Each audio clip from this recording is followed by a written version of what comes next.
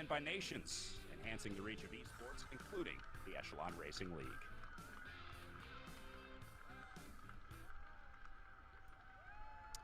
We see our pro men in the starting grid getting ready to roll as we have just wrapped up our elite women's race where Jackie Godby again took another victory at a 3.96 average watts per kilo. Again, the efficiency pays off for Jackie Godby.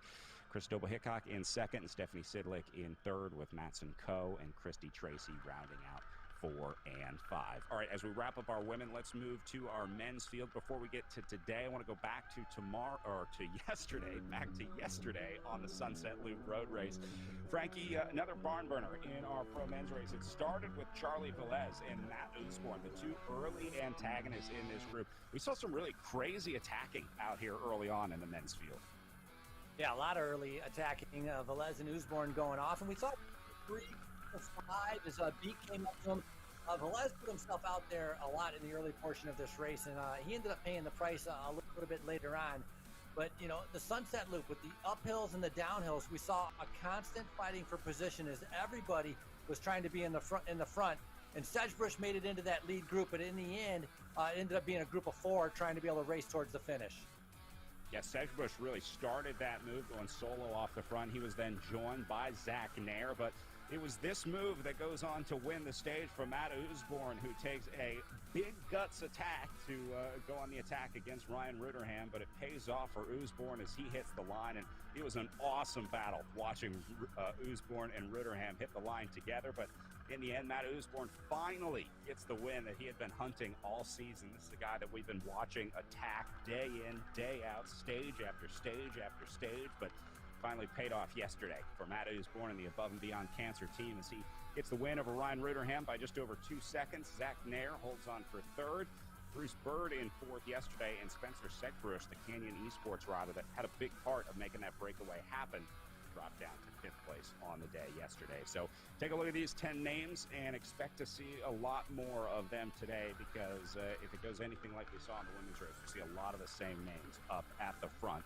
Now, Usborne taking the win yesterday, but the overall battle here at the Echelon Racing League still belongs to Ben Thomas, who had a really rough day yesterday, falling outside the top 10. This is the GC here in the Echelon Racing League with for the Redlands Bicycle Classic, with Rutterham 17 seconds ahead of Matt Usborne heading into this one. Little bigger gaps here in the GC, Frankie. Yeah, a little bit bigger gaps. I mean, Rutterham won the time trial, so that was a fantastic ride by him. Usborne with his first win in the RGT platform, 17 seconds back. But Spencer Sedgebrush has really shown he has some really good form. Same with Bruce Bird. And so Zach Nair is going to be up there. So very close coming into the finish with Glen. And as you thought, overall, Ben Thomas not really having the day he wanted. And so those points starting to get a little bit closer towards his overall lead. Ostenfeld, another rider that was missing yesterday up at the front, but Usborne, Revel, Warner, Harton, they all had good days. So might be seeing not only the GC starting to change, but the overall series standings here in the Echelon Racing League as well. Because remember, it's time-based for the weekend and then points-based for the overall scenario. So Ben Thomas's Team Tour 2000 squad on the overall points standings in second place at 324 points to the Insured presented by Pedal Power Superstars at 379, but still relatively close here in the team standing. So keeping an eye on that. Insured definitely has far more riders up in the front groups normally, but Team Tour has been much more consistent throughout the season. All right, let's take another look at our course today. Again, a point-to-point road race here for what is known as the Oak Glen climb. It usually goes Ukaipa to Oak Glen, where they sort of race around the flats at the bottom of the mountains before going up the big valley up to Oak Glen here.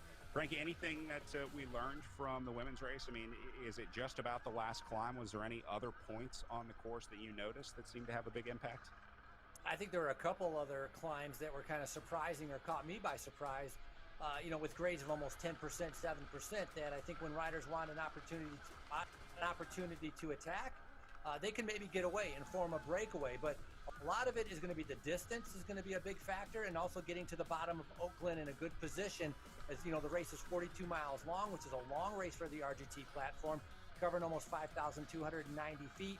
Max gradient 10.6. A lot of that comes near the end of the climb, so they're going to have to save themselves for that. finish elevation 4,856. And you know what? Depending on where you live, you might have to deal with altitude and you might not have to deal with altitude. That's the beauty of virtual racing.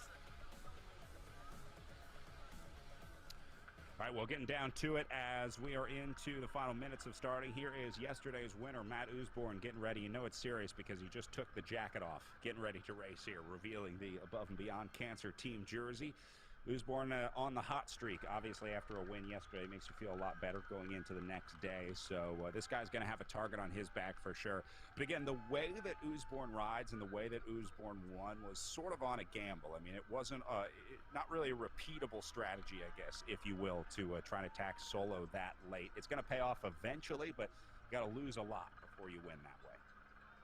Well, he pushed the pace and he repeatedly attacked. He made it into every single breakaway, and so he was definitely paying attention.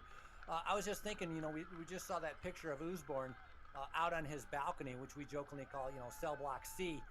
Can you imagine, like, if you're down in the street and you hear this guy like breathing and harping and, you know, hollering, and you look up and you see this Mac just kind of flogging himself on this trainer?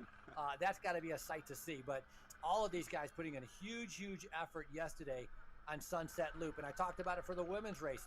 Hard time trial, redlining, totally anaerobic. Sunset Loop, hard anaerobic. Who's going to be able to recover to be able to do the 42 miles today and be able to go hard once again to the top of Oak Glen? All right, 30 seconds to our race start. So watch the riders taking off the jackets and starting to ramp up the speed here as, again, you got to have good power up at the start. See riders taking some last drinks. I think Hayden Warner hitting the energy drink down there in the bottom left of the picture. And Frankie, again, it's not about winning the race here, but you can certainly lose the race out of the back here at the start. Yeah, you definitely don't want to get dropped right out of the start. Very interesting, Patrick Wall, which I'm sure we'll see him a little bit later on. He's actually wearing long sleeves, so I don't even know where he's at that it's going to be so cold. But yeah, from the start, you know, you got to be, 400 watts. You want to make sure you're in a good position. You want to make sure you don't get gapped.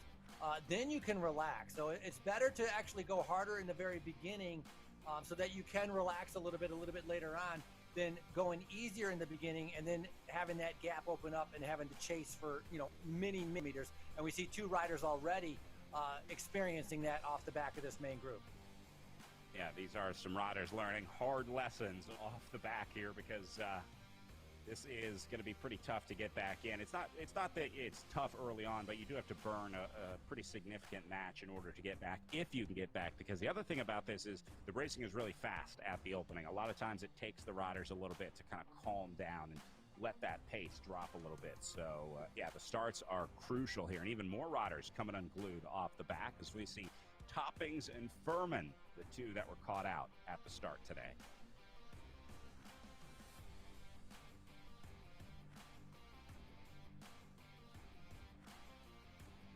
Well, that's a little bit of bad luck for Furman's and Topping. Obviously not, experiencing this. Triple X Racing Athletico is Furman out of Chicago, Illinois.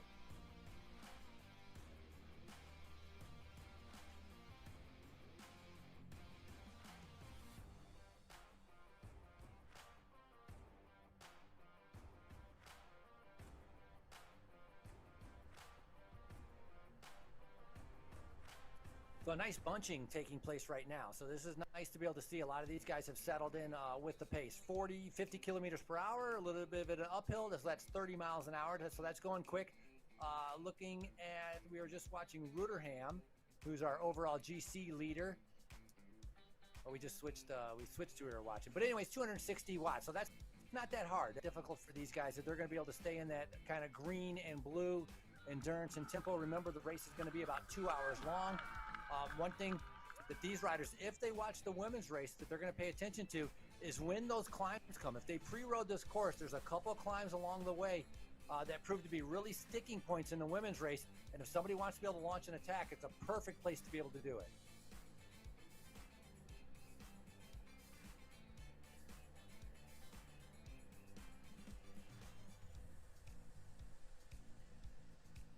Like Furman's starting to drop further back. Toppings up the road as well. I'm trying to find the last rider hanging in here. Looks like Wally is struggling again early today. It's a guy that normally would expect to see up in the group, but Wally a little further off the back now. Yeah, normally, solid, and he had to go into the red, trying to, and you can see how kind of inconsistent that power output is from him right now as he's trying to figure this out, kind of going all red and all of a sudden going all the way to the front and having the coast. Charlie Velez is back up into the front, so good to be able to see him back here, recovering from the big effort that he did yesterday. Charlie Ravel also on the right-hand side there. A little bit more suitable time for all of the riders riding in Europe or in Great Britain as they get ready for their race. Hardest part today also is going to be that distance. 64 kilometers is it's a long race, and something these guys are going to have a speed. I'm giving a taker. It's going to be about a little bit over 2 hours. It shouldn't be into the 2:20, 2:30. It'll be a little bit quicker than that. Taking a look at some of the rosters for the day today. These are the teammates of Matt Usborne. He's going to have Hayden Warner. We saw Schwent in there as well. Campbell Parrish, usually one of the late survivors in the group. Then Brendan Cowley and Jimmy Bauer rounding out that squad of 6. Big squad for the Above and Beyond Cancer presented by Bike World team. DC Bank, another, wild card team. They are a team that always does well at the Redlands Bicycle Classic, and so adding a virtual squad to this year's race.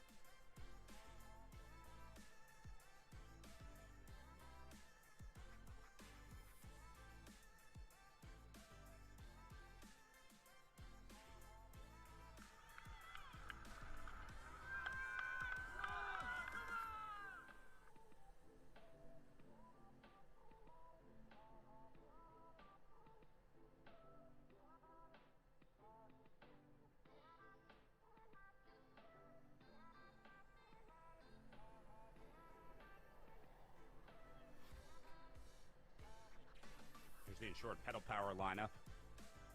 We were talking about Wally earlier, but let's see. 3 other riders on this list have had wins here at the Echelon Racing League. Matt Main, Tom Thrall, and Neil Ostenfeld. They just got to get Wachtendorf a win out there. See Brett Wachtendorf moving up on the left side of the screen, the right hand of the group for the Insured, presented by Pedal Power team.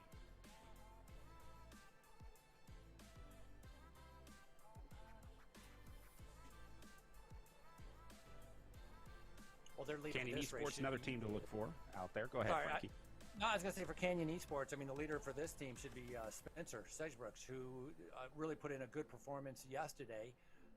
They have a solid team, and we had a couple guys up there in that final group. And so it's nice, I think, once obviously everybody's going to keep up. They're going to try their best. But when you have somebody that is as really good form is going to be there, good to have for the motivation to be able to rally around somebody. Hangar 15 Bicycles Elite, you can see Evan Klaus, Daniel Lawson, Kaylor Marshall, Mason McKinney, Preston Weeks, and again, that's a team that, as you called, maybe a wild card that got invited to Redlands, and good to be able to see them here. And then we take a look at Hugh Dog Racing, being led by Charlie Velez, the new signing to that squad. Velez might have a shot at a win today after seeing how aggressively he rode yesterday. So be keeping an eye on Hugh Dog Racing and Charlie Velez. Then Project Echelon bringing a big squad of 6. I'm going to guess Zach Nair will be their leader today. Although Olenichek, Saver, Hill, we saw Heinlein in there yesterday. You guys can all help out their team leaders.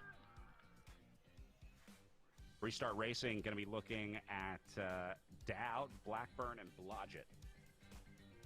Saw Blackburn with a good ride yesterday for Restart Racing. And then Team Tour 2000, obviously looking at Ben Thomas, although Thomas has been having a rough weekend here at the Redlands Classic, so they may be shifting their attention to Charlie Revel, another British rider. Then here's another wild card team ad with Team California. Bringing Hunter Wilson, Drew Levitt, Brian Larson, Chad Hall, one of our local teams from the Redlands Classic. Interesting with Team California that all of those guys are all from the same city, Martinez, California. Must be something in the water in Martinez. And then Randy Warren, Chris Naven, and Kuman for Triple X Racing Athletico squad.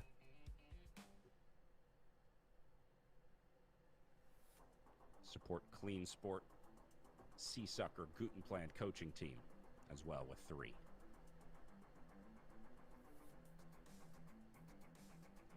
Maybe somebody can tell us what time it is in Australia. Rob Kumin on that C-Sport team is from Australia, so he's going to be obviously a different time zone racing. And Team Tour 2000, all of the members on their team, all of them are from Great Britain. And that's a strong team, some team you got to be able to watch out for. But you were talking about Ben Thomas, your overall leader in the Echelon Racing League. Yeah, tough day yesterday. Ended up 40th in the Sunset Loop. Very atypical of him. So it's going to be interesting to see if he was able to solve any of those problems or recovered from that effort to kind of get back up there to be able to salvage something for Oakland and be able to get himself back up into the general classification. Time gaps could be big on that final climb when we get there. So there is a possibility that he might be able to claw back sometime and be able to get some to be able to help him maintain his lead overall in the Echelon Racing League. Chat informing me it is 5:54 in the morning in Sydney, Australia. That's not too bad. Although if you go a little west to Perth, I'm not sure where they are in Australia. They have a couple time zones. 2:54 a.m. in Perth. That would be kind of exactly. Yeah, that's a little tougher. Yeah.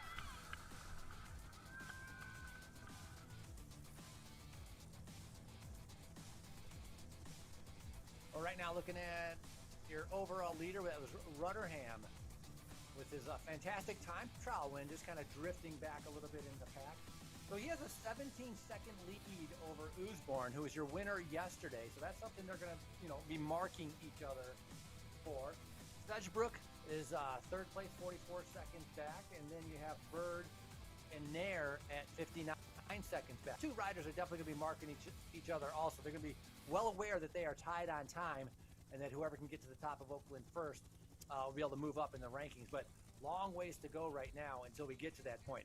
Got to pay attention to the hills. In other words, the grade. When that grade kicks up to 7 or 9%, going to kind of see who's pushing the pace, who's willing to be able to get into a breakaway to try to get away. Yeah, this group is definitely way too big right now. We know it won't last like this for long. First climb of the day, or the first big kick up on the climb, doesn't really come until like 16, 17 miles in. It kind of starts around like mile 14. It starts to go uphill. That's the first small kick up of the day, and then the big climb at the end of the day. Looks like Eric Hill taking a solo flyer off the front. This is an interesting one.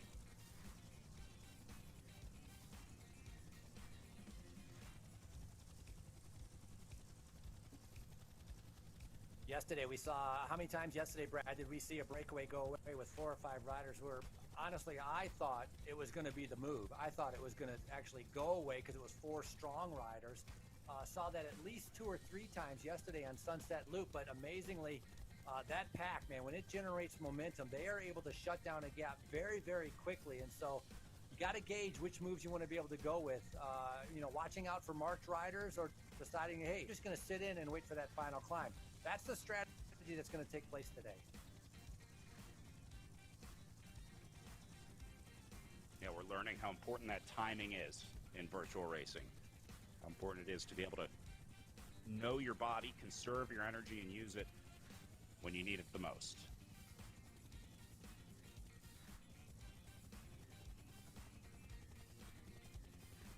I think that'd be my problem, making sure there was enough left in the tank for the finish. I would be inclined to try to go a little too hard too early. I think it would be easy to say, man, I feel good, I've got it in my legs, but it takes some experience to know, like, well, you're not going to feel good in 20K from now at this pace. Yeah, totally agree. And that could have been the case with Charlie Velez yesterday. The rider on the front right now, 22 years old, so he's a young rider racing for Hugh Dog. He was attacking. He had made like the first 3 breakaways that had kind of gotten a gap, and then he really didn't have the legs a little bit later on, and he's proven that he's done well in the other RGT races. He won the Pattersburg. He was 4th on the Stelvio, so maybe you got to you make a mistake once and you learn from that and you don't make the mistake again. But look at how fast they just came flying around. I mean, Velez was just in the front 3 seconds ago, and now he's dead last in the back. Yeah, there is a lot of churn going on in this group, and it's because there is some action up at the front and at the back. A lot of riders starting to panic in here as they're starting to light some fireworks up here in the group. So it is starting to heat up right now, Frankie. We knew it was just a matter of time, but now they are really, some heavy hitters are starting to put down some heavy wattage here. Yeah, and this is danger. Look at Rutherham. He's your overall GC lead in the red. He's fully in the red, trying to be able to get back up to the group. It's like, I don't know if they all planned to be able to attack him and he didn't know about it, but definitely found himself caught out as Rutherham right now trying to be able to get up into the group. So this is going to be a big effort that he's going to have to pay for a little bit later on, but in the red for a long time right now. Your overall leader in the general classification, your Redlands leader, fitting that he's wearing a red jersey, I don't want to say getting dropped, but he's struggling to be able to make contact with the main group right now. No, this was just a mistake early on, I think. He just let himself slip out the back a little bit because we know he's got the legs to do it. Right now, he's responding to get back into the group, but yeah, not sure what happened. If he was caught off guard early on or how he got spit out the back, but trouble for a pre-race favorite, Ryan Rutherham now. Yeah, but more importantly is that red that we've been seeing, because right now he just was able to back down into the yellow. That was probably a minute in the red, and so you're gonna hurt. You're gonna hurt from that effort a little bit later on, and he's gonna have to really pay attention to not get caught out again, because you're not gonna be able to do many more of those. And on the front right now, Warner, Hardin. We see some riders as Rutherham makes his way straight up to the front to make sure that he's not caught out there. So very surprising on how, as you mentioned, you know, maybe you look away, you look out the window, you get distracted, your mom comes in if you want a chocolate milk, and all of a sudden you're spit right out the back.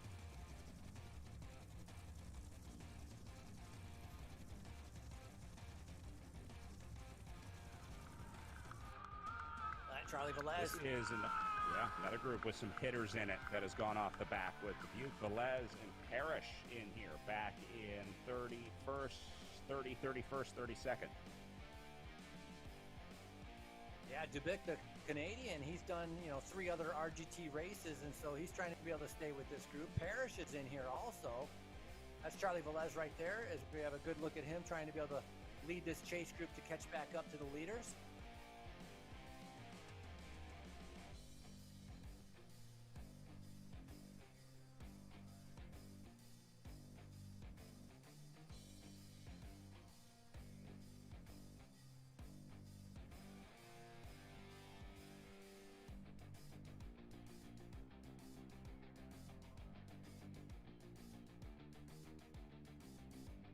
Take a look at Campbell Parrish up here on the front too, because Parrish has been redlining here for a while, Frankie.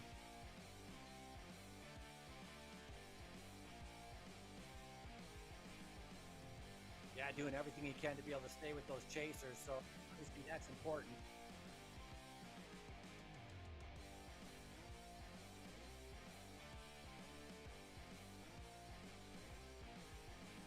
Looks like these guys are going to rejoin this main group here.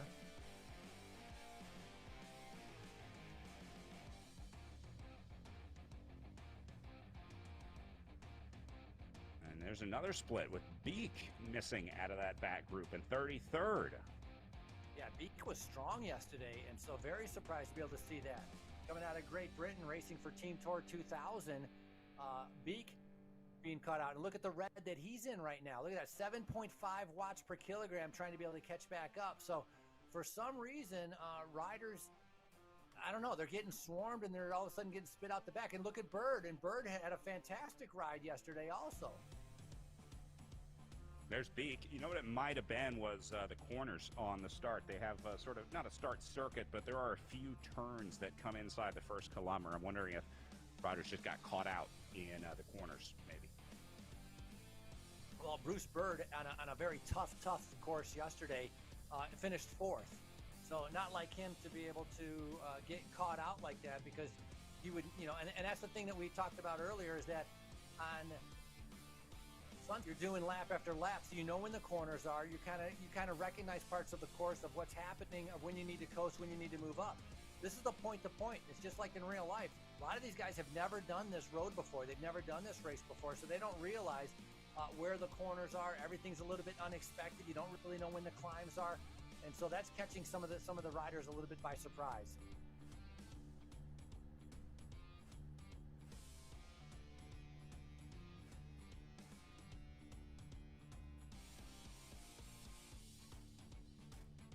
Nice ride by Deca. Glad to see him in there, so that's good. He's done a great job to be able to stay in this group. He struggled yesterday for much of the Sunset Loop race, so I'm glad he's in this right now.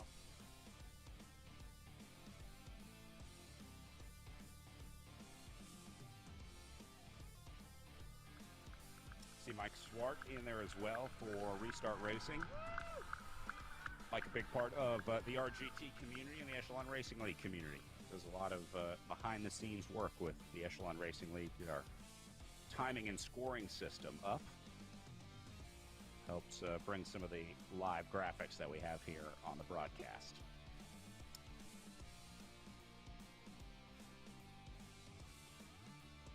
Bauer struggling a little bit.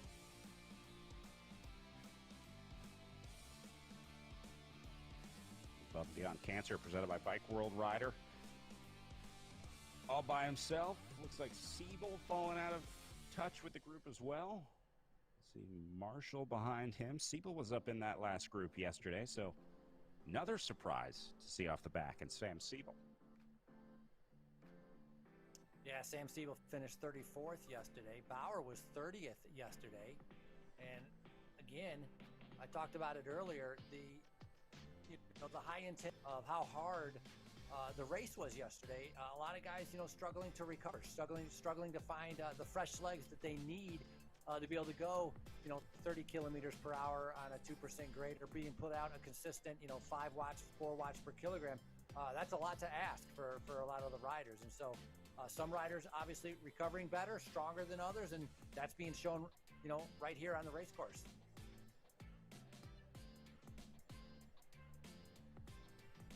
So Randy Warren here, he was our Lantern Rouge yesterday. So glad to see he's back out here putting in a good effort with Toppings just in front of him. Or actually Toppings just behind him, excuse me.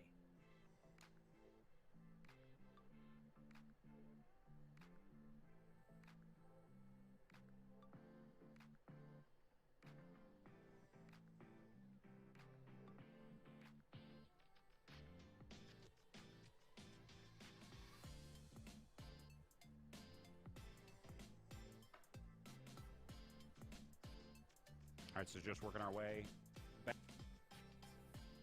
back to the rest of the field.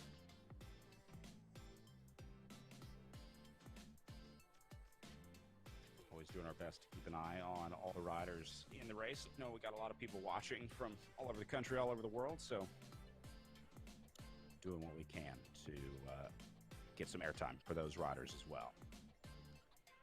So I think 33 Deca at the back is going to be the last rider here.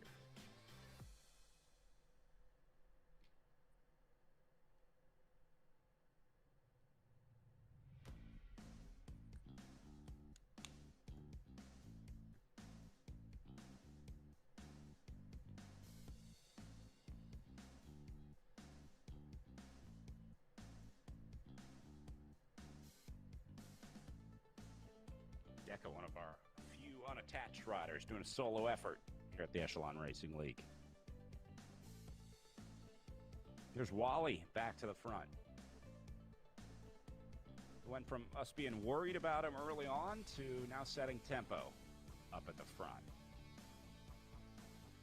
How fast some of the fortunes change out here. You can see everybody right now sitting in yellow, maybe green, some even blue.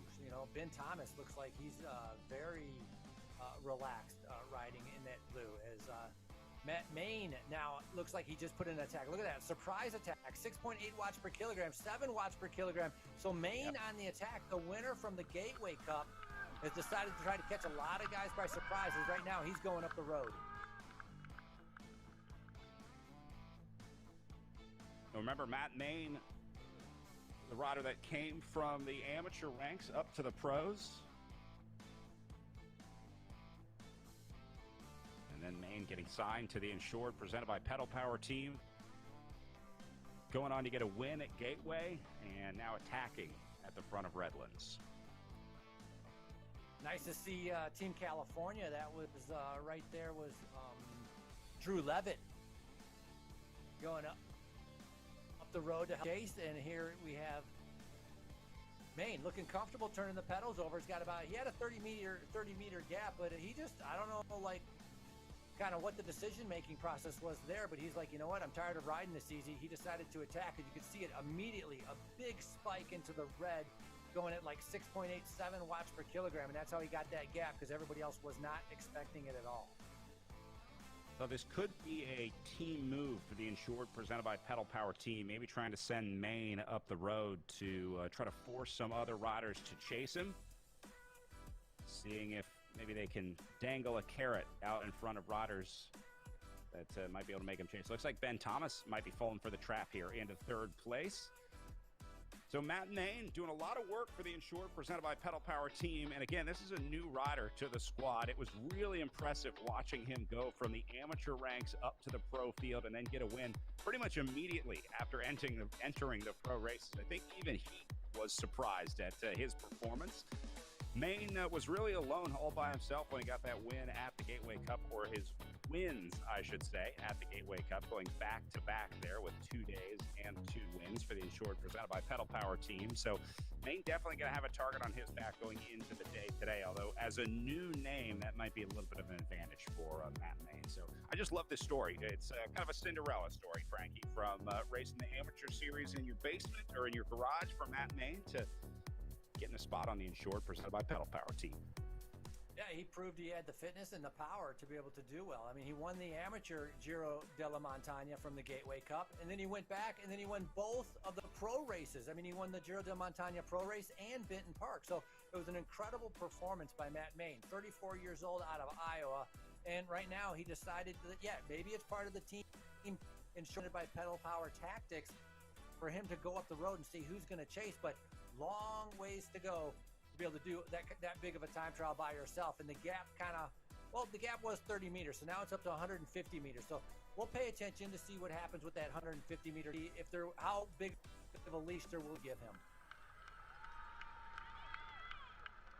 Can you imagine the field underestimates Matt Maine and he solos for 49.5 kilometers? That would be an incredible ride, absolutely, because all the horsepower of the riders that are in this group, and there's a lot of guys that are, like I mentioned, they're in the green, they're in the blue, they're at tempo, they're at endurance. They really haven't even struck out very hard to be able to catch anybody. And it looks like, I don't know if that's somebody else that's in front that they're bringing back, or that's Maine that they're bringing back, because I think they just brought back our leader. Yep, he is back in the group. It's crazy how fast someone comes back, isn't it? Yeah, he went from like 100 meters to nothing. But I think he did his job. I think he did what they wanted him to do, which was force some of the other favorites like Ben Thomas to have to sort of sit up and get to the front. Now, Team California, Levitt on the front right now, 7.3 kilograms. So young rider out of California deciding to be able to kind of strike out. I guess you could call it the counterattack coming from Levitt right now. Yeah, absolutely. I mean, this is your opportunity, right? You hope there's some tired legs up on the front. Rutherham rocketing his way up to the front of the field now.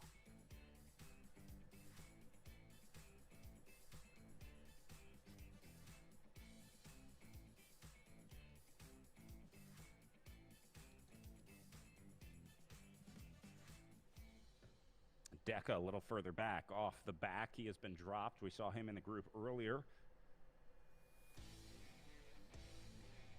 So that means 33 riders up in that front group. Deca is the 34th. Timmy Bauer is the 35th. And then Samuel Siebel sitting in 36th.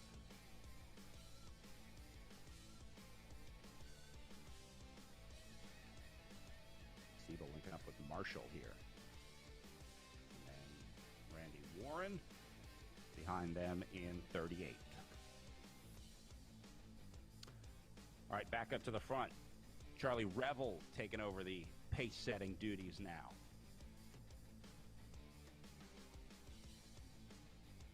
Revel has had a pretty good pain cave. I've been watching his sort of the camera that he sends to us evolve over the last few weeks of racing. I think he got a better desk setup as well. He's got, you were talking about the size of the screens, Frankie. This is like almost VR. This is like IMAX racing.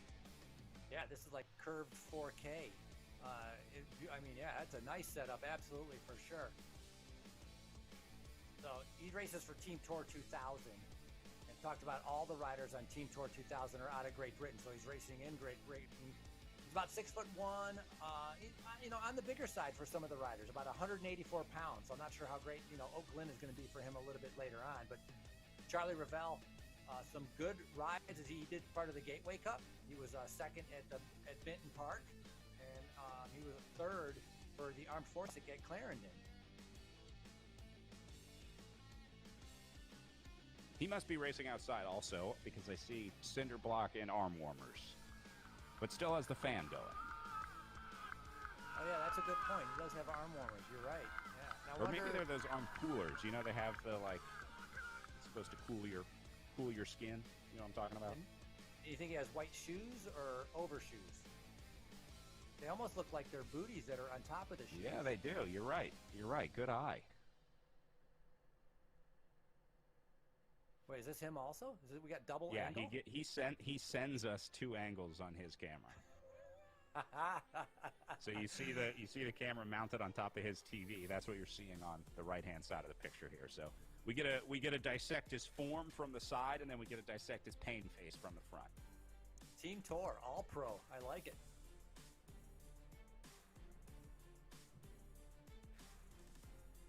He's got the pro microphone hanging down as well. Looks like he's ready to bust out his next single. Yeah, it's kind of interesting. Like I was going to mention, he has the water bottle next to him. He has the goose in front of him. I think his phone is in front of him there. So he's got everything kind of all set up. The iPad there to be able to, you know, to log on, because with RGT you need your phone and you need your computer to be able to log on to the platform in order to race. So you got to be able to have a little bit of equipment in order to be able to get onto the platform to race or to just ride.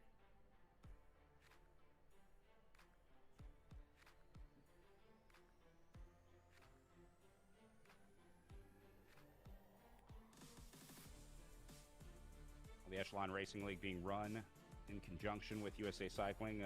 Most of the events on this calendar are part of what's called the Pro Road Tour. It's the domestic road calendar here in the United States. USA Cycling also supporting the Amateur Series to allow our amateur riders to race on these same courses as the pros. So big thank you to USA Cycling for their support of the Echelon Racing League. Maine chilling at the back after his effort up at the front. Looks like Charlie Revel going to take a little break here and put some of the other guys up to the front. Gray, Heinlein, Swart all taking looks up there.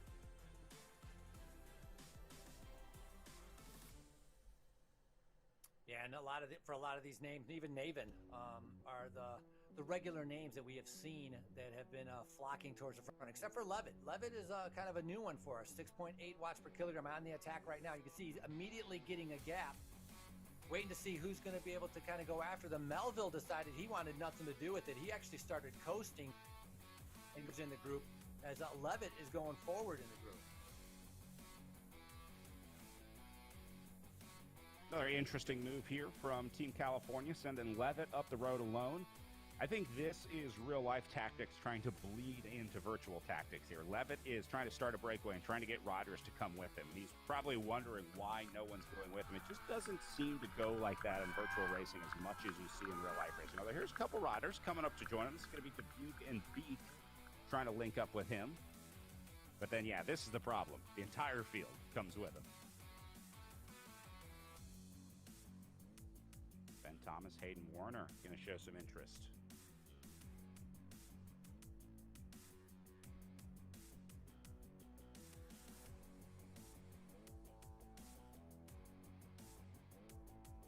Maybe the old Ben Thomas is back. After a rough weekend here at the Redlands Classic, Thomas going outside the top 10 yesterday, but back up at the front today. So maybe feeling better in his leader's jersey.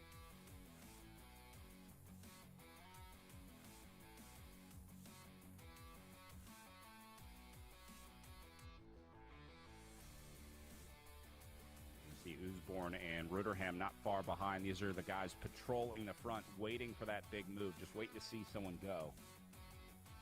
We know they want to be a part of it. We know these guys are aggressive riders. We know they want to see a split, and we know they want to blow this race up.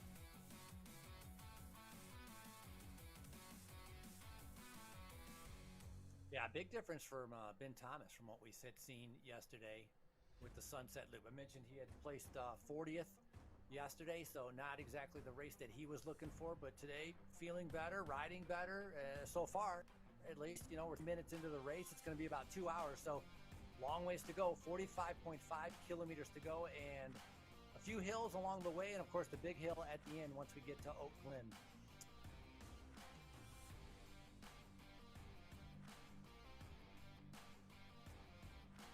Relatively high wattage here. Ben Thomas doing just over 5 watts per kilogram up on the front. For most riders, that's right around the average that they're doing for the day. The winning averages for the men's races have been somewhere between 5 and 6, I think, most days. And that's right around where Rudderham and Thomas are sitting up here on the front. That's just impressive. It's pretty amazing because I know, you know, when I'm riding, if I'm riding and it's pretty hard, I might be at 3, maybe 3.2, 3.5. I mean, there's no way I could even average 4, and I know the kind of effort it takes to be able to put out 4 watts per kilogram. So to go through this averaging 5 watts per kilogram is pretty good. You're not, and it's indicative to just how strong so many of the riders on the RGT platform are, and Ben Thomas is one of those. I mean, he's not leading the entire series because he's been faking it, and that's the thing with this race series. You know, in other races, you can sit in, you can draft. You know, you've seen sprinters win stage races before because there was no big climbs in it. They were just able to follow the wheels. You can't do that in the virtual world. Go. Taking a look at some of our favorite pain caves here. This is Hayden Warner for the Above and Beyond Cancer team, who added the LED lights to his setup. Gotta love that one. There's some more here. I like the numbers and bottles on this one. This is Delani in the pain cave. Good setup here too, the dual screen look.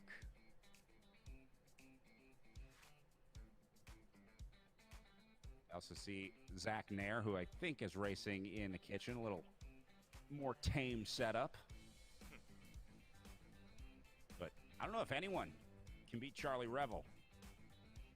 I don't know. Might have more screens. Yep.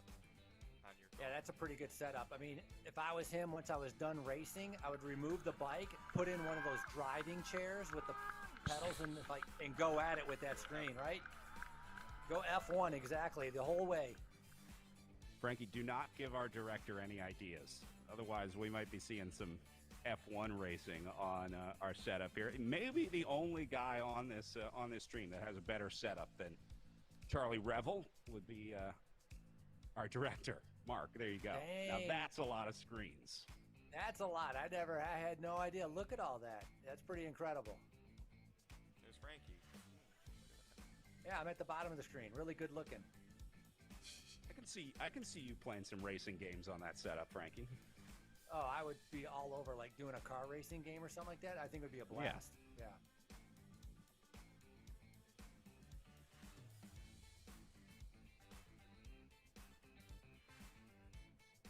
Look at Maine. Matt Maine. Again. Yeah, sorry, Brad. Go ahead. I think we were saying the same thing, marveling at Matt Maine's ability to get off the front again.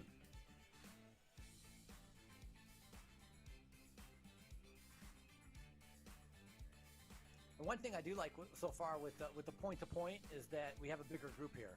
There's more riders in here. There's more guys still in contact. Sunset Loop, which is no surprise. It's such a hard circuit. It blew up relatively early. There was guys all over the place. That's kind of normal. I mean, and that's in real life too. You know, Sunset, you never have a group. It's always one rider, two rider, maybe three come into the line, but it always gets destruction. Sunset Loop. Here, It's kind of similar also to the way Glen would normally play out. Normally, during Redlands, they do circuits on a relatively flat course, a little bit of a climb, but they would do 4 or 5 circuits and then head towards the final uphill finish. But I like having a little bit bigger group here where the guys actually have a chance to be able to race against each other, play off each other, go into an attack, see who might go up there, or test themselves to see how much they can rest. And that's a challenge in itself, seeing how much you can sit in and get away with doing no work to keep your legs as fresh as possible for the end. Yeah, and sometimes it's hard to do mentally too when you're seeing the guys in front of you pedal, or even when you're drifting back in the group. You want to immediately respond. It's sort of a natural response to try and step on the pedals again, but you have to just sort of trust in the drafting, trust in the physics that you're going to do it. So yeah, resting can be a challenging part of virtual racing for sure.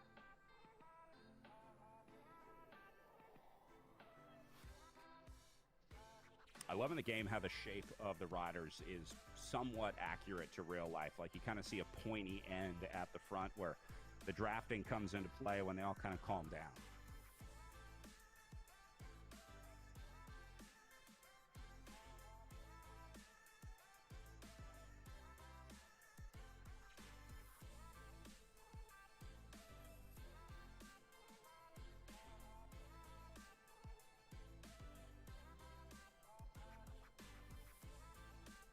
Thomas and Ritterham doing a lot of work up here on the front. Ben Thomas is a machine, though. This guy's been super steady at like 5.5, 5.6 watts per kilogram.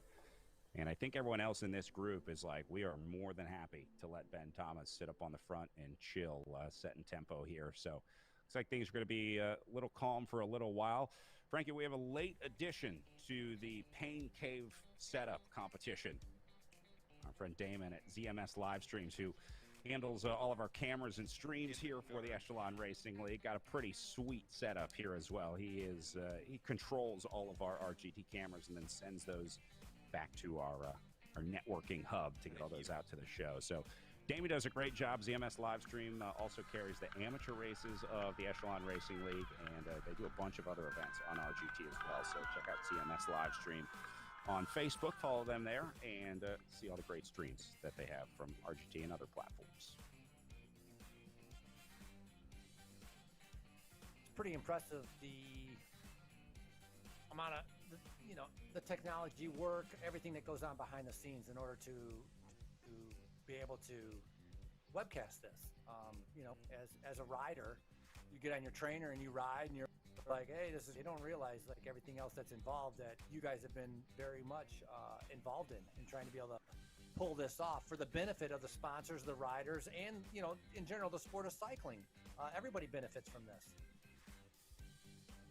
Yeah, there's a lot of bored cycling industry people out there, so good chance for us to get together and good chance to kind of hang out with the riders and staff, doing our best to try and replicate as close as we can the experience of the real life racing. But the biggest thing, I want to invite all the virtual racers to come try these races in real life. It really is a different experience racing outside. Even if you've never done it before, remember when you start racing, you're going to start at a lower category. So if you're new to racing outside and you want to give racing outside a shot, come to one of our Echelon Racing League events in real life. You can find the schedule, obviously, on echelonracingleague.com.org if you're in the United States to find an event there.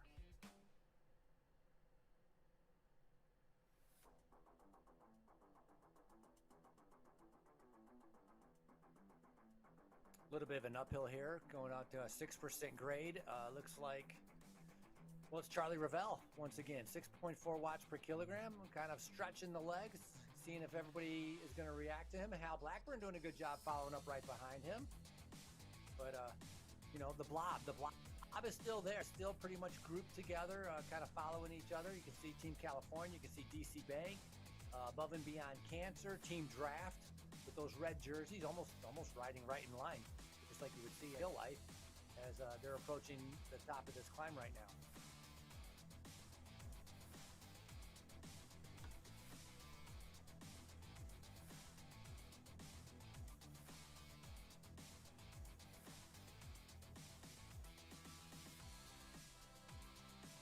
back there, it looked like Crane. He was a little bit into the red. That was Jonathan Crane, 33 years old, with the Restart Racing.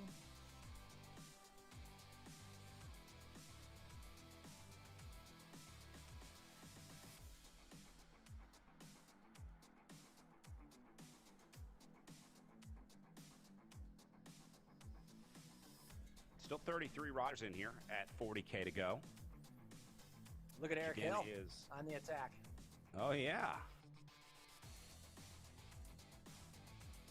That's not only that's an attack with a gap. So that's like, double whammy to be able to pull that off. 6 watts per kilogram. So this is a big effort. It's amazing. You're doing 6 watts per kilogram and in the orange. How do you not be in the red? There we go. That's what I was waiting for.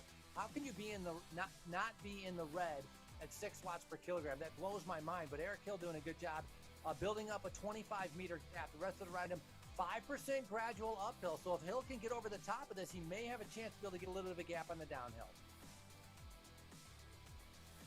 Well, Eric, the fearless leader of the Echelon Racing League and the Project Echelon Racing team, we have their Discord on our program. Let's see if we can listen in to the Project Echelon Discord a little bit here.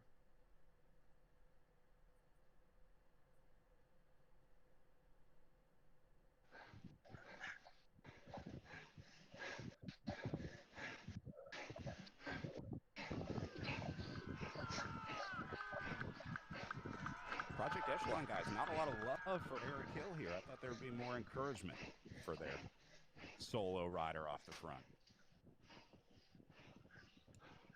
Well, I think part of it was because they're on the uphill and they're focused on breathing, trying to be able to get up there. But you can hear they're starting to gradually make their way back. Team with Olenchek on there, Peter Olenchek, Zach Nair, David Grief, Hill, who's off the front, and John Heinlein III out of Minnesota. And they're just letting them dangle out there, 30 meters.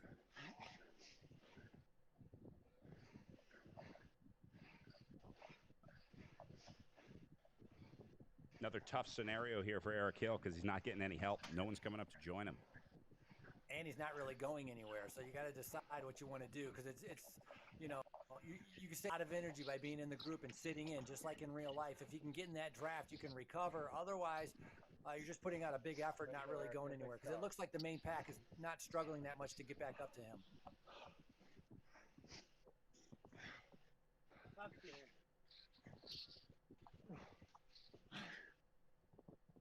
A little encouragement for Eric there on Discord.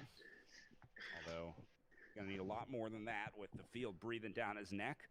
Valiant effort, though, by Hill. I think he sensed that there was an opportunity to try to get things going and took it, but wasn't able to spark a breakaway. Yeah, I got it. Back in. Damn it. Don't get popped. No, I'm in. All right.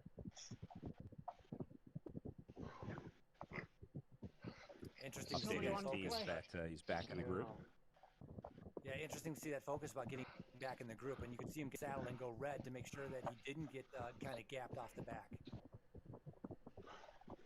I think that happens to a lot of riders. They go off the front, or they coming back where they overcompensate, go off the front, and then they let up too much and get spit out the back. It's easy to do. So Eric doing a nice job staying in the group there.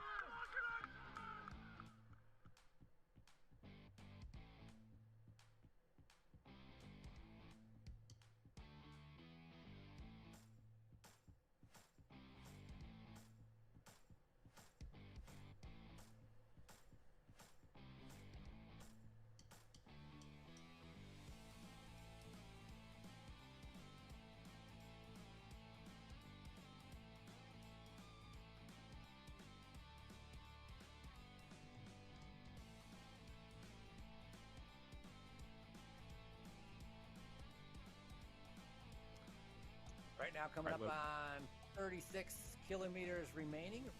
See the road flying under them. I mean, these guys 60 kilometers per hour. It's almost 40 miles per hour. So Racing's fast. Racing is hard. 47 minutes into the race, so a little bit to be coming up on 1 hour of racing.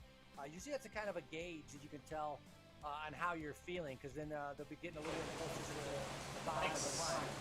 Team California Cranes has been all over the front the entire time, so good deal to see him hanging in there. The sport, Rutherham was your current leader, riding in the front, also in the green, so relatively easy. And some of these guys are going to be in the blue and green right now. They're a little bit down. You see these guys really starting to pick up the pace, going over 90K an hour on the way down here. But what goes down must go back up in bike racing. So these guys are going to hit a small climb. It comes about 32 miles-ish into the day, which should be coming up here pretty soon.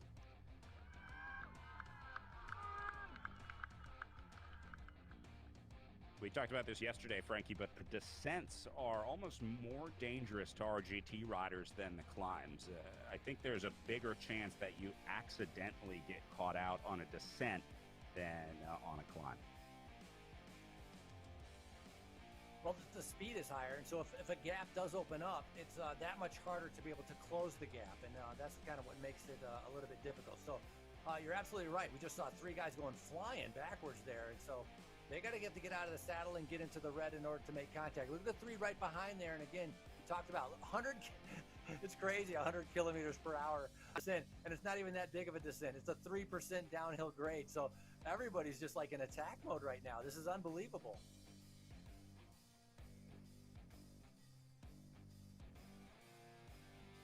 Wild, isn't it? Yeah, and the 3 guys that were off the back, they're almost out of sight already. I mean, they're gone. Oh, it's Warner. Maybe Warner just slipped up there. So this is going to be very difficult for him to get back there. Hayter, above and beyond cancer, finding himself in no man's land.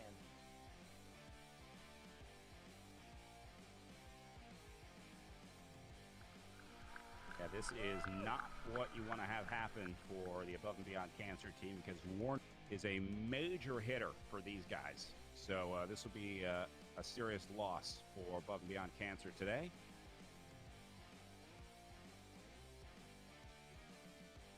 Again, a million things can happen out there.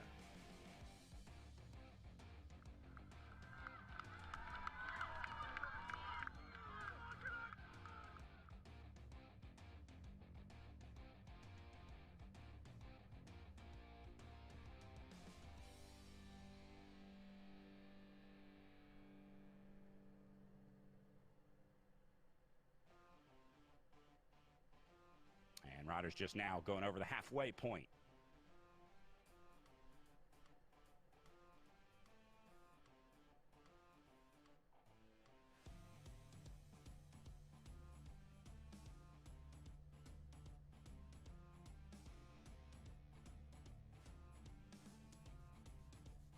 A little bit of a gradual uphill, almost 1% as Maine is on the attack again.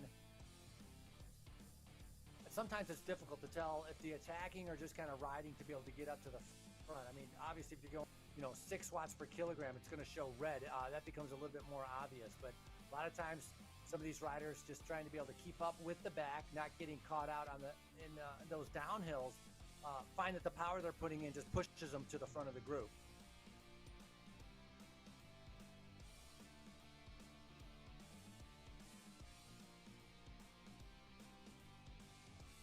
Well, at 35 miles in, they have just gone past the southernmost point of the course. They're now going to be working their way back up towards Yucaipa, or what would be virtual Yucaipa. And then they kind of work their way around the Wildwood Canyon State Park before heading up to the big climb. So they're right about here right now on sort of the bottom right part of that before they're going to really start the climbing once they make that big right-hand turn to take that right up into the canyon. So working, again, just up the east side of Yucaipa right now.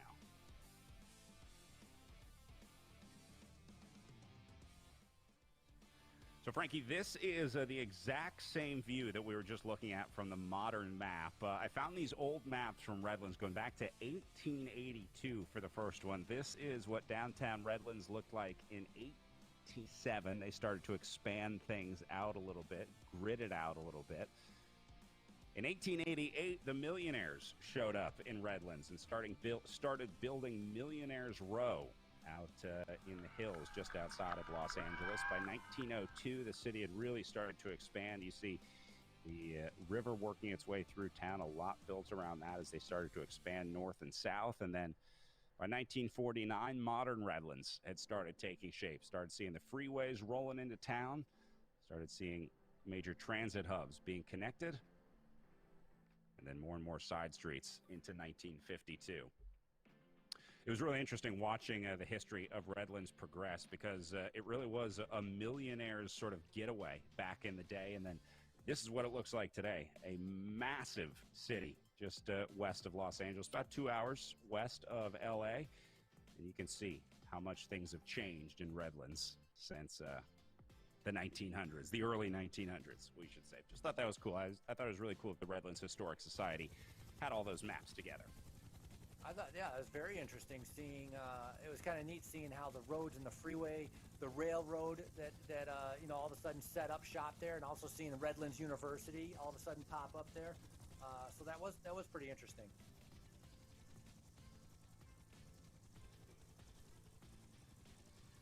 All right, looks like this group is starting to shrink a little bit up here at the front. We had 33 guys up here at one point. I'm seeing Crane at the back in 22nd, so I'm sure we've gone under 30. Yeah, and we see one guy trying to be able to catch back up from the helicopter view just off the back. And I'm telling you, on that downhill before, when they were going 100K, they flew past 3 guys that for some reason were going backwards, and they were just out of sight, like before you knew it. Oh, so this is Levitt, our Team California rider, has been doing so well by riding in the front. He's been really paying attention. So for sure, this is just a mistake or something, a glitch that occurred, and he's now having to go really red and really deep to be able to get himself back up into that group. So hopefully he can get there. Yeah, I wonder if Levitt is maybe quickly learning some lessons about the RGT platform here, and how to ride in the group, how to play those dynamics, because you're right, Levitt has a lot of power in those legs, just a matter of whether you can use them effectively on RGT.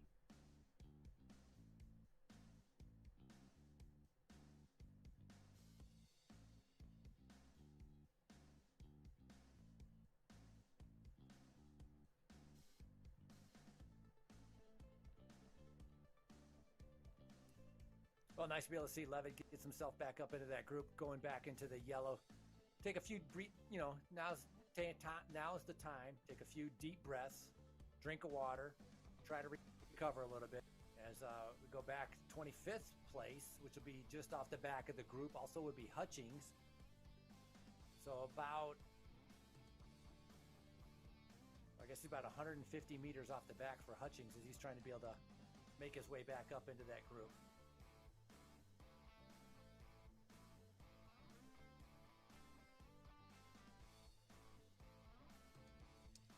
Further back, Peter Olenicek. Yeah, also riding solo here. He's normally a very good time trialist, Peter Olenicek. So he's struggling, a 28-year-old. He's out of Minnesota. He spent, I remember Peter Olenicek from 3 years or 2 years that he was with the Estella's cycling team. Yep.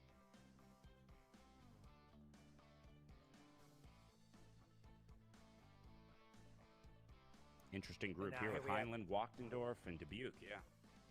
Yeah, sticking together. These guys have been together for a while. We saw them very early on. They were one of the first ones that kind of got separated off the group as we go a little bit further. Parrish and Navin.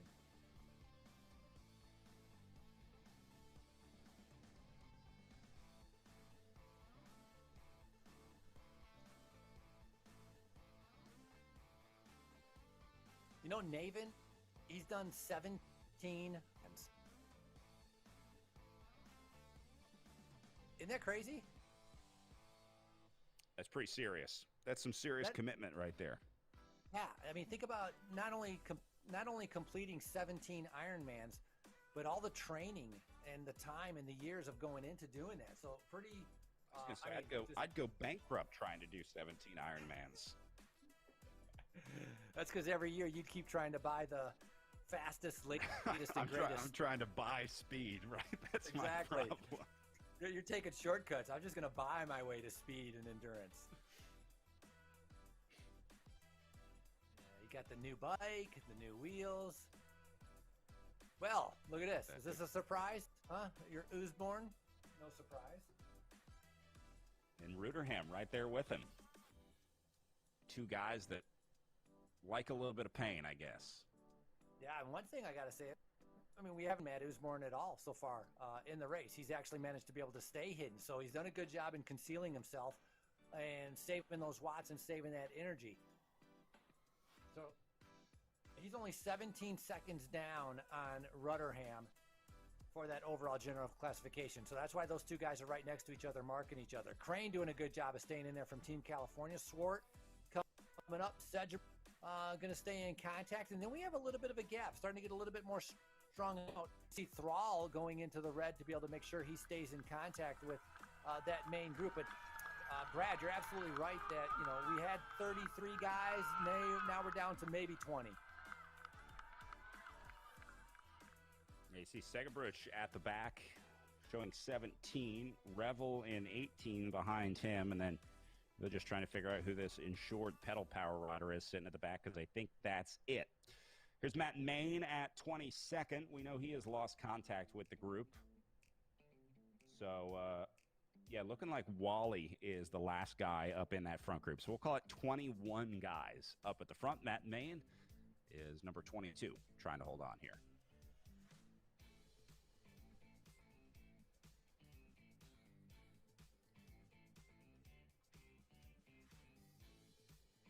And looks like Levitt and Melville going to come up here and join Maine. So this will be the battle for 22, 23, and 24. I'm sure Levitt's paying the price a little bit for having to be able to chase on as hard as he did. The rider from Team California to be able to get back up with that group, just never able to, you know, fully recover. So yeah, Levitt, Maine, Melville, all in the yellows and greens now, just kind of riding tempo. 27 kilometers remaining. We'll get to the bottom of Oak Glen right at around 9. About 9 kilometers remaining is when we hit the bottom of the Oak Glen climb. Meanwhile, looks like Charlie Velez taking a little look off the front for Hugh Dog Racing here. Velez sitting back, letting Ruderham and Usborne fight it out, and then he went over the top of him. And it looks like he's alone. Yeah, it looks like he's got a pretty good gap, though, so very surprising.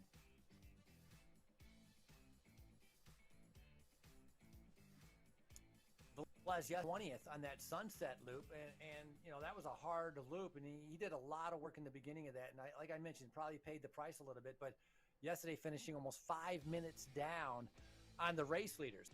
So today, feeling better, trying to change that outcome. Velez is on the attack, increasing his gap right now. He's in time trial mode.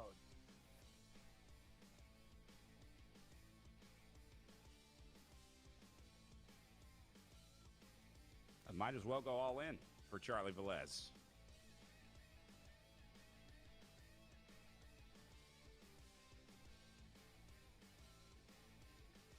Maybe Usborne and Ruderham will get up here. Looks like Blackburn leading the chase back behind. Beak is there as well, but Charlie Velez, the man of the hour for Hugh Dog Racing. Yeah, Charlie Velez, 22 years old, and you know, and Usborne, they don't really have to worry about him so much because I mentioned, you know, he's about 5 minutes down, you know, but Charlie Velez doesn't care. He's going for the win. He's going to try to take a victory, which would be his first victory in the Echelon Racing League. So he's kind of focused on that right now. He's got a big gap, 200 meters right now. Back to Ruderham and Hill chasing up at the front of the group.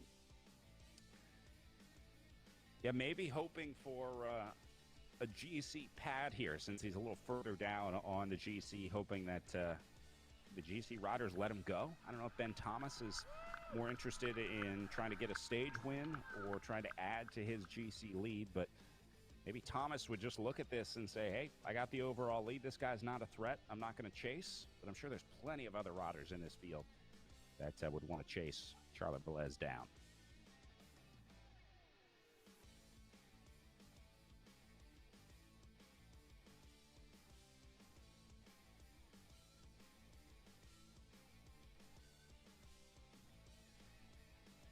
Velez, a new addition to the Hugh Dog Racing team for the 2021 season, moving over from Canyon Esports.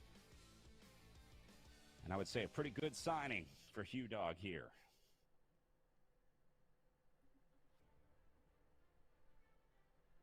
Nice job by Velez to stay in a manageable zone here. No, right, exactly. I mean, even though he looks like he's out of the saddle and putting in a huge effort, it's a manageable zone. He's going to need it, too, because he's got a long ways to go. You can see the pack flying up on him right now. Previously, he's been third at the Junior National Championships for the road race. And just, you know, we're in I keep thinking we're in 2020, but we're in 2021. So I'd say, you know, 3 years ago, he was a Category 2. So he kind of moved up the rankings pretty well, pretty quickly. You know, starting in 2019, moving into Category 1 rider, and doing a good job right now. Attacking this is a hits list. I mean, a who's who of a hit list of riders. I mean, you know, these are the names that we've seen in all the other races of the RGT platform that finish in the front group. They're all in this main group, and Velez is trying to be able to break away from them. So good on him for kind of taking that bull by the horn, get away. Yeah, this is another scenario where you got to look at the finish today and say, well, I'm not going to win there, so where else can I win? And for Charlie Velez, that means trying to attack with about 25 kilometers to go when he went away. So those are the riders chasing him in the upper right, and then the chase group behind them in the upper left with Charlie Velez at the bottom of your screen. Actually really surprised how long Velez has been out here. I'm a little bit surprised also, especially considering how we've seen how fast gaps come down when the group decides that they want to be able to go after somebody. Obviously, this group really not that concerned. Perhaps, you know, he's no threat on the general classification, and they're going to let him kind of hang out there for a while because there is 23 kilometers to go. If it was 10 kilometers to go, we might see a little bit different situation on to Velez, because Velez has done well. You know, fourth in the Stelvio, first at Pattersburg. In other words, he won the Pattersburg race on the Echelon Racing Series. So he's building up, you know, 120-meter lead, and right now everybody else is waiting to see who's going to do the chasing because they don't want to do it themselves.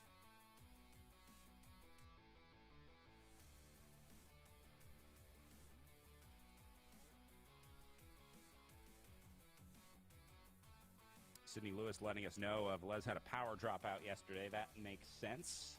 Wouldn't have expected to see Velez off the back, so seeing him losing contact with the group early on put some questions in our minds. So thank you for answering that, Sydney. Yeah, that's good information to know because he was so aggressive in the first part of the race, and then all of a sudden he disappeared. And yeah, if you get a power dropout, right, your watts go to 0, which means you're going to get dropped. And that's exactly what Les yesterday.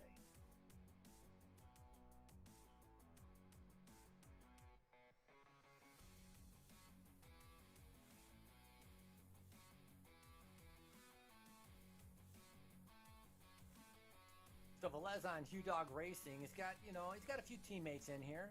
Mark Bonar out of Vancouver, and then Emil Peter Sosnowski out of Surrey, and Zachary Konings out of Vancouver. So Velez is off the front. He may have a couple, you know, maybe a teammate that's in this group that can maybe sit on if that's something that you're able to do in the virtual racing while he continues to build up his lead. But sitting right at about 140 meters, you know, it would be great if he could get up to about 200 meters to show that he's actually making progress. But right now, holding steady, partly because of the speed. Look at the speed at going 60 kilometers per hour. Hard to be able to get a big gap when you're going that fast.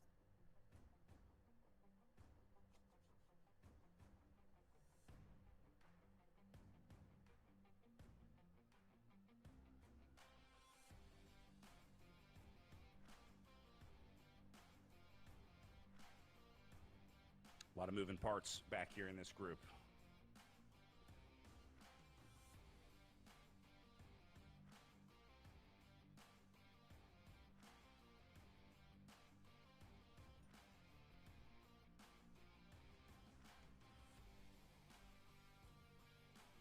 Is that Velez right in front of him? I think they're going to bring him think back. so. And yeah, that's quick. Like I said, you know, it's 2 snaps of the finger and you're just absorbed. It's amazing how fast they can do that. And so now Velez on the uphill, which is a little bit better for him than being caught on the downhill. That's more dangerous, is to be caught on the downhill. He's just going to have to react a little bit, maybe go a little bit into the, you know, the orange or the red. I like that. So that was great. That's cool. I wonder, That was perfect timing. wonder Good if you could- capture there from ZMS. do you think you make your avatar do that, or does it just go automatically? I think you can make it do it. Yeah, I think you can kind of wave. How he knew the camera was there, I don't know. I like that. That was awesome. I'll get that into the highlights tonight.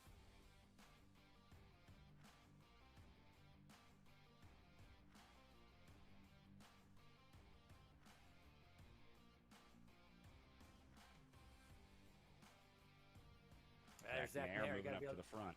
Yeah, you got to watch out for him. He's proven he's strong, and so he's had very, very good form as he's been making sure that he's been staying in this group. He's also been staying relatively silent, a little bit quiet, not really, you know, showing himself too much. Honestly, and Brad, in the women's race, we saw some attacks that formed breakaways with I won't say small groups. Here, it's just been individuals. You know, one rider, nobody really willing to go with them. One rider attacking, nobody willing to go with them. I think there's a lot of guys very concerned about the final climb up Glen, and they're just in conservation mode right now. Yeah, just save as much energy as he can. I think that's probably what Zach Nair is doing here. Doing a nice job just sitting in. He's going to be one of the better versed riders when it comes to physiology, power output, that kind of stuff.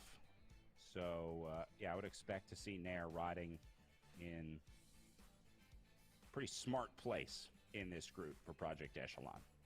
Nair, a talented director as well, a virtual director sportif for both Team USA and the Project Echelon Racing team, his trade team here in the Echelon Racing League. Here is Ruderham off the front.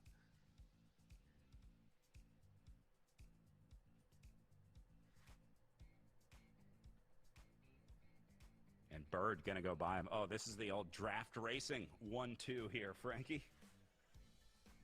A little bit of a tag team maybe as Ruderham sitting back and letting Bird go up the road. We saw Bird do a really good attack yesterday.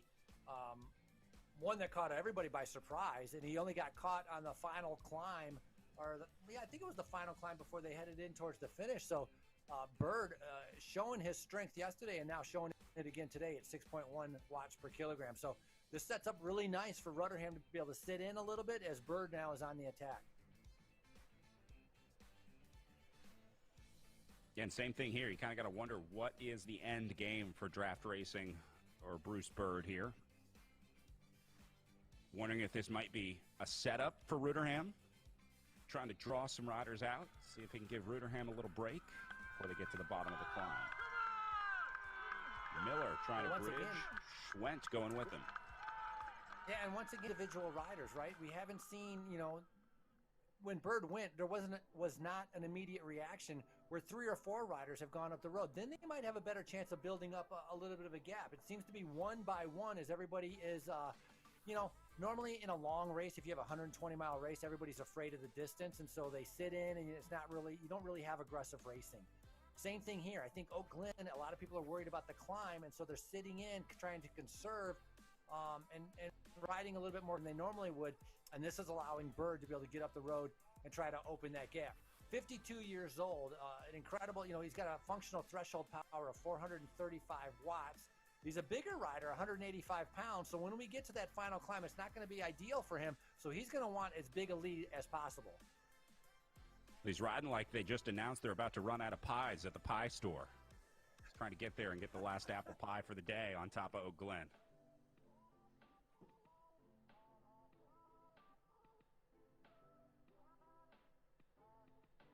Former triathlete and duathlon participant and putting in some big power, doing a good job here trying to be able to extend that gap.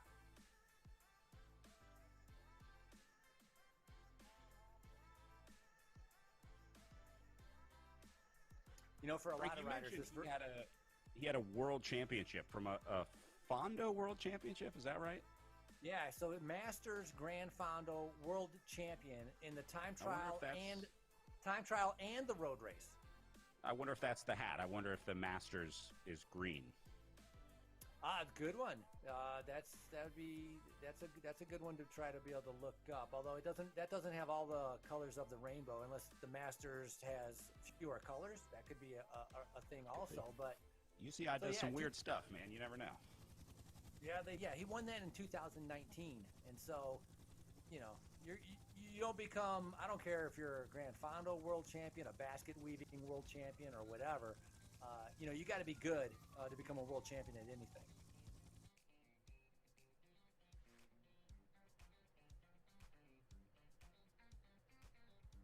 Bird just tapping out the tempo. See the orange bar below his name? We got to get him a green Masters World Championship hat for his avatar so it matches. Yeah, swap out that helmet. There you go. Yeah.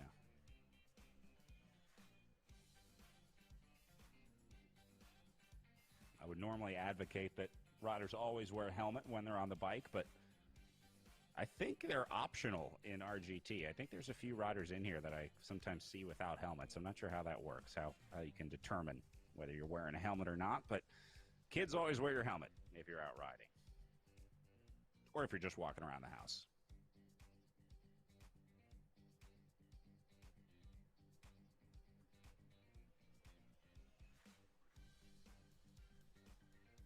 Wow, Burt coming up on 300 meters up the road here, back to Rooterham.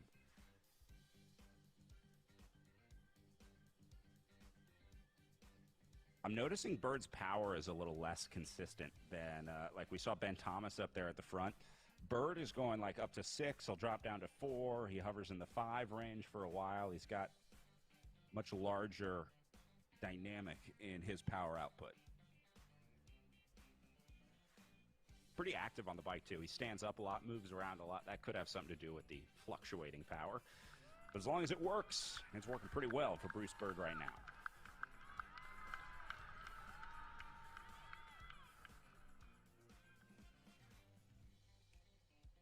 Well, if Bruce Bird pulls this off tonight, I will buy a T-shirt from the We Are Nations store for draft racing. That's my commitment. I will deck myself out in draft racing gear from We Are Nations if Bird is able to pull this off. Every team in the Echelon Racing League has their store in the Echelon Racing Promotion web shop. They got T-shirts, sweatshirts, hats, all kinds of cool stuff. So check out wearenations.com. Portion of all of those proceeds do go back to the team. So you can buy Bruce Bird a coffee. Get yourself a hoodie or a hat. A few bucks in the pockets of these teams and riders as well.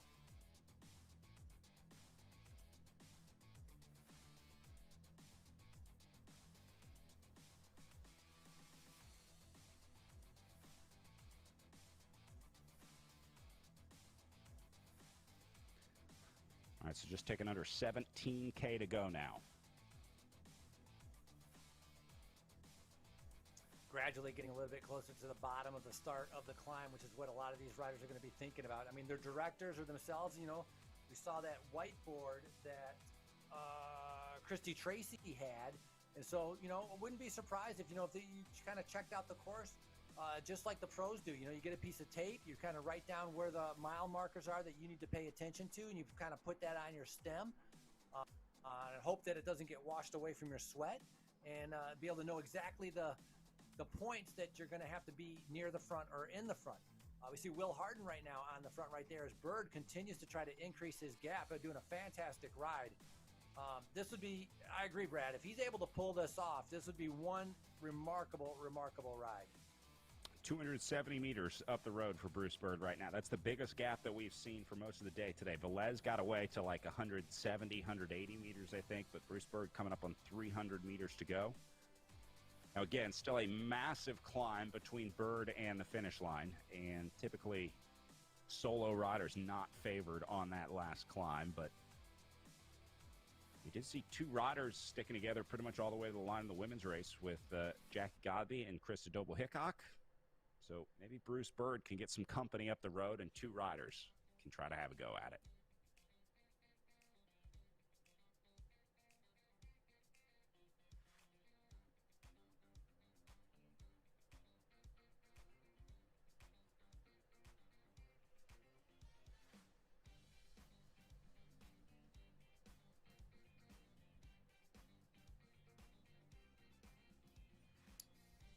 Nice shot of the effort that Bird is having to put in. Be interesting to see if we went to the other screen. You know, I mean, you can see how much effort Bird is putting in riding on the front by himself. I mean, he's suffering. You know, he might be, 5 watts per kilogram, but you can see there's a big effort. Whereas if we went to the screen that had a lot of the other riders in their pain caves, I think you might see some riders, they're going to be sitting up a little bit. They're going to be riding a little bit easier, not looking as stressed as Bird. But he's taking out, 50 meters at a time, 50 meters at a time. It's growing up to now to 350 meters. This is pretty much the largest, almost, I would say this is probably the largest gap we've seen in an RGT race, except for that one time when Jackie Godby, I think, lapped all those riders in that Criterium race. But this is a big gap right now.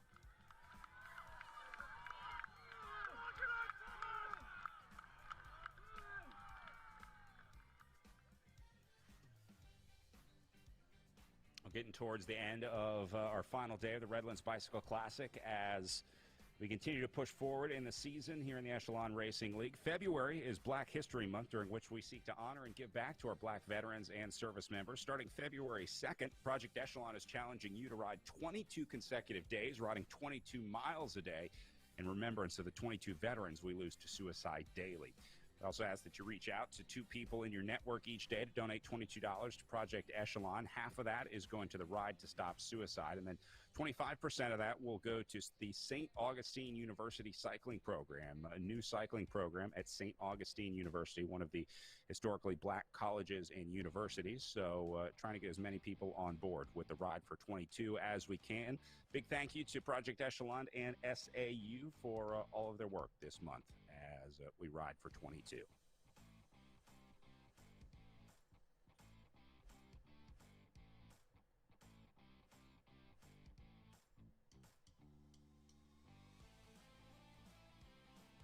Bird cracked 300 meters in the meantime. Off the front, up to 350 over Hal Blackburn now. This guy's incredible. Yeah, it's an incredible ride. Absolutely.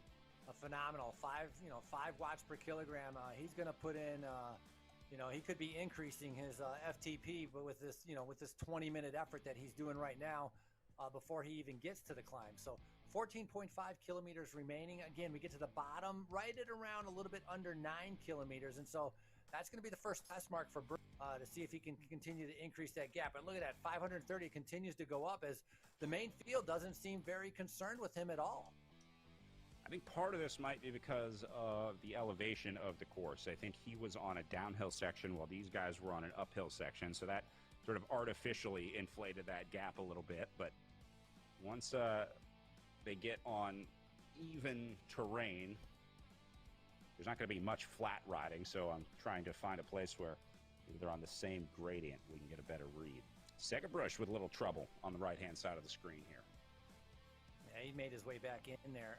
And one other thing is to try to time this. I don't know how you would time it. I mean, we see the meters, but I don't, there's not like a time because Bird, technically is only 1 minute back from Sedgebrook for the overall lead. So right now, I don't know if it's more than a minute or not, but we could have Bird in the virtual yellow jersey for the lead of the Redlands Classic as Sedgebrook, his teammate.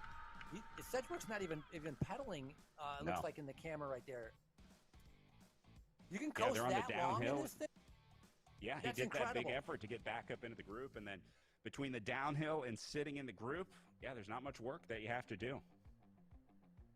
That was pretty amazing on how that quicker downhill you were able to coast for that long. That's a good amount of recovery that he can get. Taking a look right now at Sedgebrook from Canyon Esports. Riding, trying to be able to stay in that group. But Bird doing an incredible job from draft racing off the front right now. So I would say Bird and Rudderham in pretty good position because Rudderham is the leader overall in the Redlands Classic. Bird right now could be the virtual leader in the Redlands Classic, which allows Rudderham to be able to just sit in and follow. But Bird with an unbelievable 5 watts per kilogram as he continues to push the pace over 500 meters. And here is the chaotic chase effort behind. We saw some more new riders coming up to the front. Mike Swart just took a big pull up there. Here comes Hal Blackburn up to the front of this chase group as well. These guys are starting to get worried about Bruce Bird. They're like, all right, enough is enough, Bruce. They are really trying to reel him back in now in earnest. Yeah, he just lost 100 meters right there. It was 550, down to 400, down to 3. I mean, it is coming back quick on that downhill. Speeds of over 60 kilometers per hour right now. So, Brad, maybe you were right. You know, the uphill to the downhill, kind of deceiving on what the amount of distance it actually is.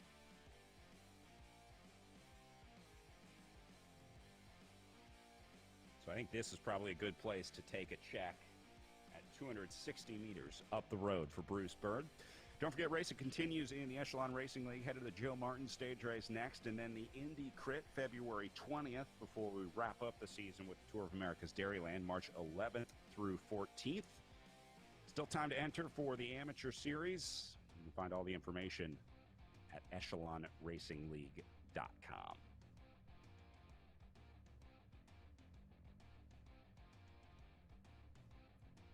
Nice seeing Will Harden in that group also from Draft Racing. So that's another red jersey that could, you know, come into play there out of Winston-Salem, North Carolina.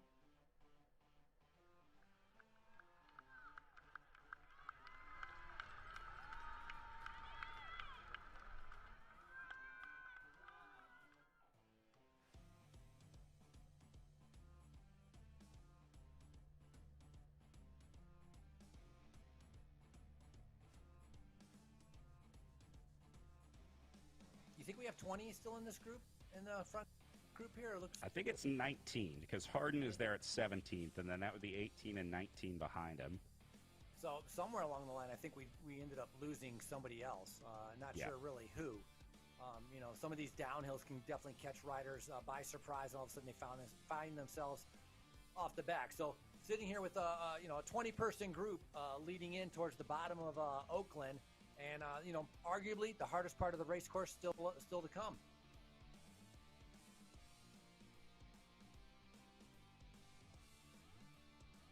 I'm noticing Ryan Ruderham up at the front in the red jersey there for Draft Racing, the teammate of Bruce Bird. I think he's trying to get up here and try to set the tempo because it's been looking like he's been kind of trying to battle for the front of the group. So maybe a little bit of teamwork here from the Draft Racing guys.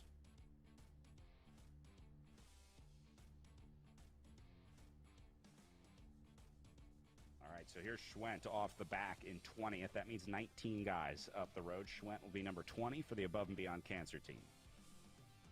He'll get back in here. Yeah, I should be able to get there, but this is kind of what I was talking about, you know, getting caught off on the downhill and all of a sudden finding yourself not in a good position. But nice job by Schwent to be able to stay in contact and give himself a fighting chance for a little bit later on.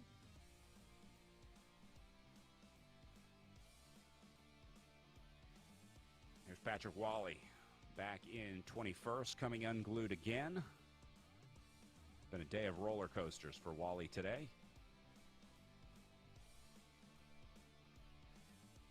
And now finds himself about 800 meters off the back.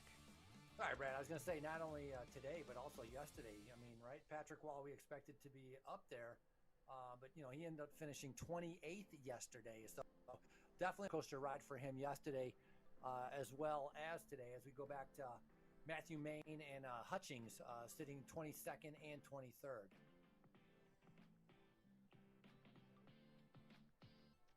All right, so Main and Hutchings going to link up. Bruce Bird, though, all by himself. Look at the power, hanging at 5, but look at everybody else. Bird is the only guy doing over 5 watts per kilo right now. And they're on a relatively similar part of the course. They're both at somewhere between 3 and 4% average gradient. But Bird seems to be going just a little deeper than everyone else in the field. Not by much, just by like 0.2, 0.3 watts per kilogram. Part of that is because he doesn't have anyone to draft off of. He's all by himself. They're on an uphill right now. I mean, Sedgebrook is doing 300, 330. We just saw 420, 482 to Bird. So that's a big difference. Bird, absolutely, Brad, is putting out a bigger effort in order for him to be able to get away. 5.6 watts per kilogram, 416, 430. This is a solid effort right now. They are on the lower slopes of Oak Glen. So we've just hit the bottom part of the climb, and it's like a false flat. Well, it's a little bit more than a false flat because you can see it's a 6% grade that they're heading onto. So 9 kilometers to the finish, and Bird trying to be able to increase that gap. But he's already been out there for about 25 minutes. I mean, can he do it or 9 kilometers? I'm not sure he's going to be able to hold on.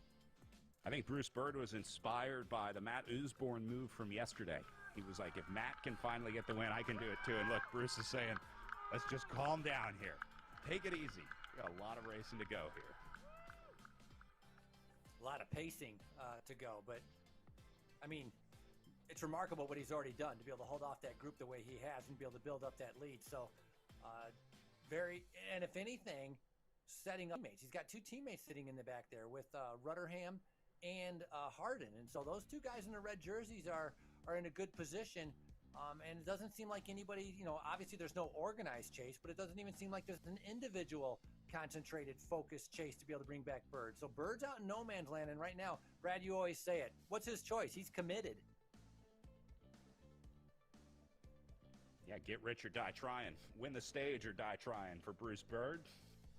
Because, yeah, if he goes back into the group, right, he's not going to be much good. He's not going to have much left in his legs. I don't think he would be able to help any of his draft racing teammates. So, yeah, might as well empty the tank. You've already gone all in. Time to double down. Yeah, and he's a heavier rider. He's about 185 pounds, and so that's not going to play off very well trying to be able to go uphill for Oak Glen.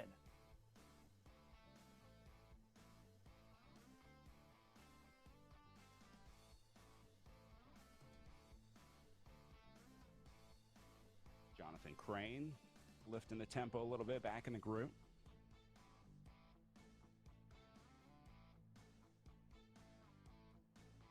These guys still can't see Bruce Bird on their screens. They won't be able to see his avatar up the road quite yet. These turns, the kind of curves in the course, I think are actually helping Bird a little bit. He's sitting at 200 meters off the front right now, so that's probably like just around that bend that you see up on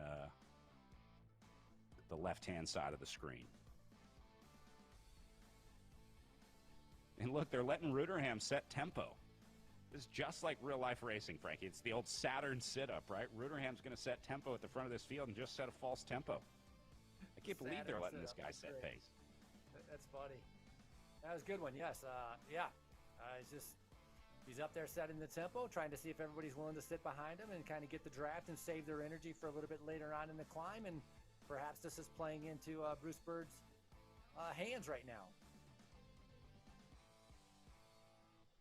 I mean, we don't see anybody in the red, do we? We see yellow, greens, so we don't really see anybody, struggling or pushing the pace right now, whereas Bruce Bird is also in the yellow, but he's been consistently putting out more watts, almost 400 watts, 300-something watts that some of the other riders have been doing. So this is the view from Hal Blackburn, sitting in second place in the group, third place overall. Getting a nice look at the back of Charlie Beek. And he's going to have a nice draft sitting on here as well. You can see the watt saving up in the top left corner of the screen. See how it says the number of watts you're saving? He's saving about 20 watts right now by sitting on Charlie Beek. And there's also an optimal place to be in the draft, which the game will tell you, like most of the virtual racing platforms. On RGT, it's up in the upper left-hand corner. All right, so they should be able to see him just up the road because I'm seeing the distance coming down to 130 meters. So I think, oh yeah, there's Bird right there. You can see him just going around the corner on this first-person view here from Hal Blackburn.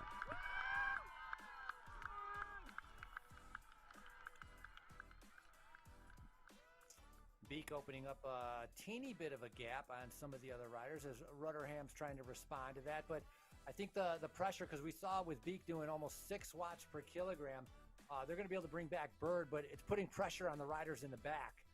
More importantly, it's going to spit out some guys. We had a group of about 20, and it looks like we've dwindled down to more of an elite group sitting maybe right at around 12 guys.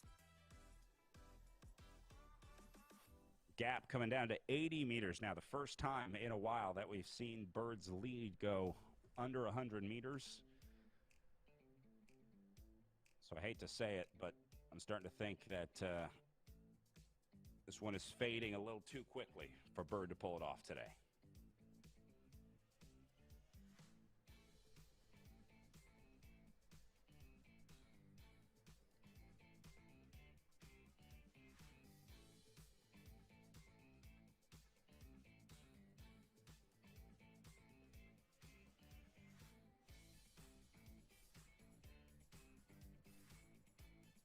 You know how they had the avatar that gave the wave to the guys he went by him?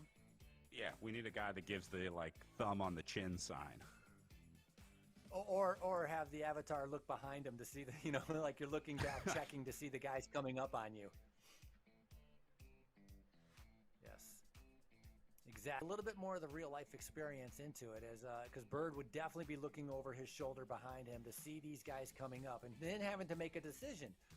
You know, do you keep going all in? Are you, you know, trying to break yourself to be able to stay away for a few more kilometers, or do you try to sit up and try to be able to get back into this group? But I mentioned 185 pounds. It's going to be hard once this, you know, the road is already pitched up, but it's going to get steeper. We have a 10% average grade coming up when we get closer to Glen, and you can see the pace of the main group coming up behind him. They're gradually chipping away at his lead. Yeah, there's actually a specific view in the RGT app that riders can select to look behind them, I think, for this very scenario right now. So wondering if Bruce Bird might be changing his view just yet to take a look at what's behind him.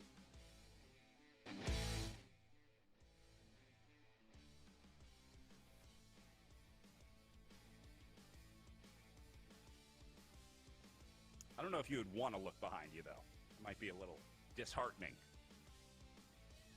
Yeah, it'd be a little disheartening, or maybe even get, like, you know, in the virtual world, you get like dizzy because you're like riding forward, but you're looking backwards and you kind of get discombobulated and not be able to figure it out. Looks like the chase is being led, though, by Charlie Beek. So Beek, 24 years old, out of Great Britain. He races for Team Tour 2000. Looks like he's the one on the front kind of pace, gradually bringing this group back.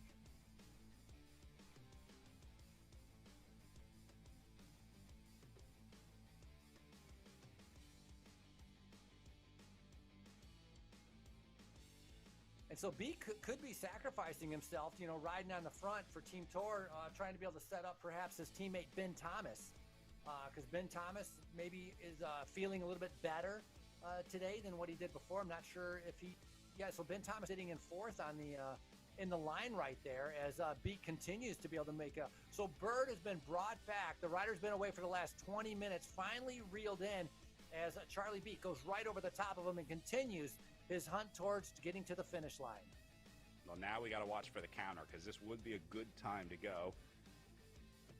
That might be what Beek is trying to do here, and Bird's going to try and hang on with him. I would take that ride if I had the opportunity.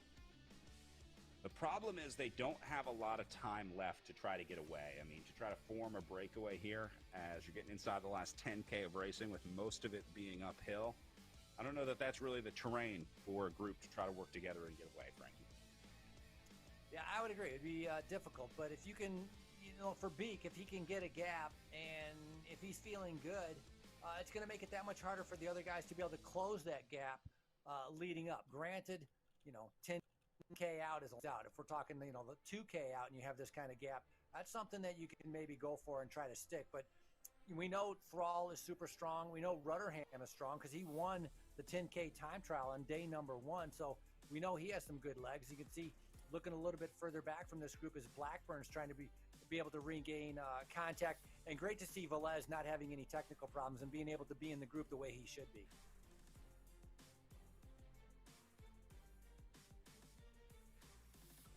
Blackburn trying to catch on here.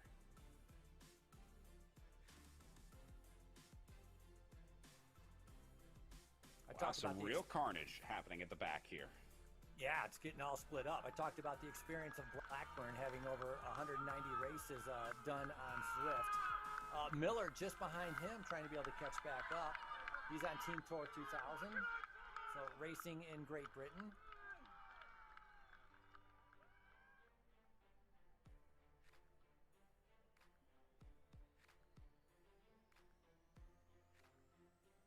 looks like both of them are kind of making it back. Miller was in the red there for a while, so he's putting out a big effort, 5 watts per kilogram, trying to be able to catch back up. Beak is on the front with Bird. It looks like everybody, no, they still have a little bit of a gap, so about 40 meters back are the other ones. We have a quick look at Blackburn here.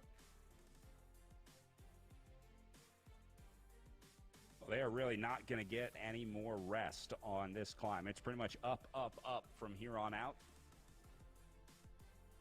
So don't expect to see many opportunities to recover at this point. You can see the gradient profile in the top right corner of the screen at 5K to go. I think Bird is starting to struggle a little bit, having to get out of the saddle, also going into the red just to stay on the wheel of Beak, which is totally understandable after that huge effort that Bird has done. And so, you know, it's going to be interesting to see. It's going to get discouraging if he ends up watching Beak start to ride away from him. But right now, doing a fantastic job to stay in contact with the leaders, but the rest of the group coming up on them extremely quickly, as I think it's going to come all back together now with about 3 miles to go. Yep, this is it. Watching it get welded back here on the final 3 miles of the climb as Beak and Bird, two appropriately named riders to have in the breakaway. I can't believe I haven't made a joke about these two guys' names yet in this break of 2. Unbelievable. I am so disappointed in myself. We had a guy named Beak and a guy named Bird in a breakaway for 8 minutes, and I didn't say anything. That's a good one. You're right. Didn't piece that together.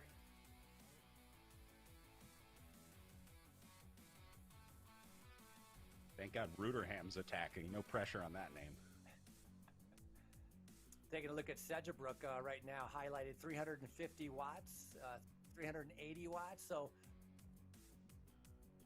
decent effort, not flat out by any means. Sedgebrook's in the green and the yellow as they're continuing to go up. So holding steady right at about 360 to 390. He's sitting in the middle of the group right there, looking at, you know, showing that number 7 next to his name.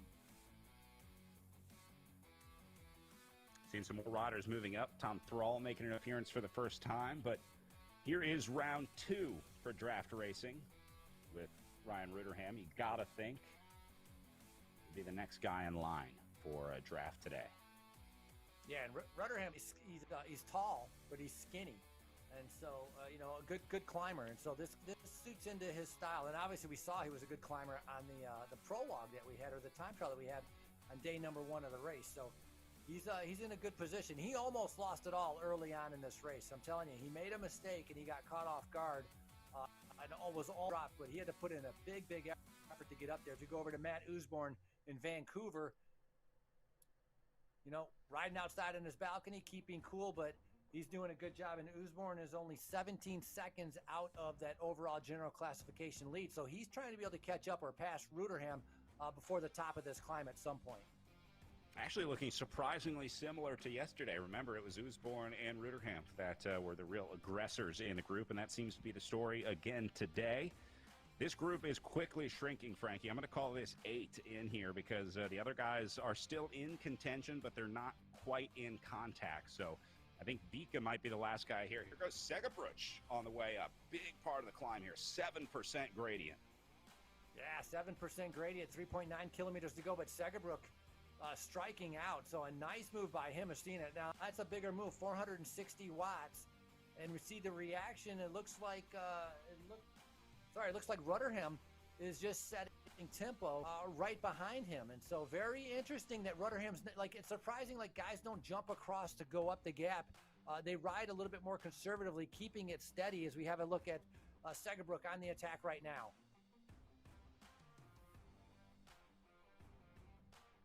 Another strong late race move here on the climb. And look, you see he has a window open.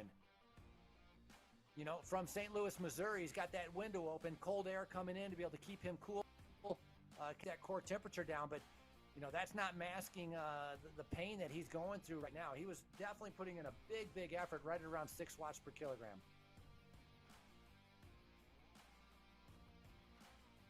And now it looks like Ruderham getting up to the wheel of Segabruch.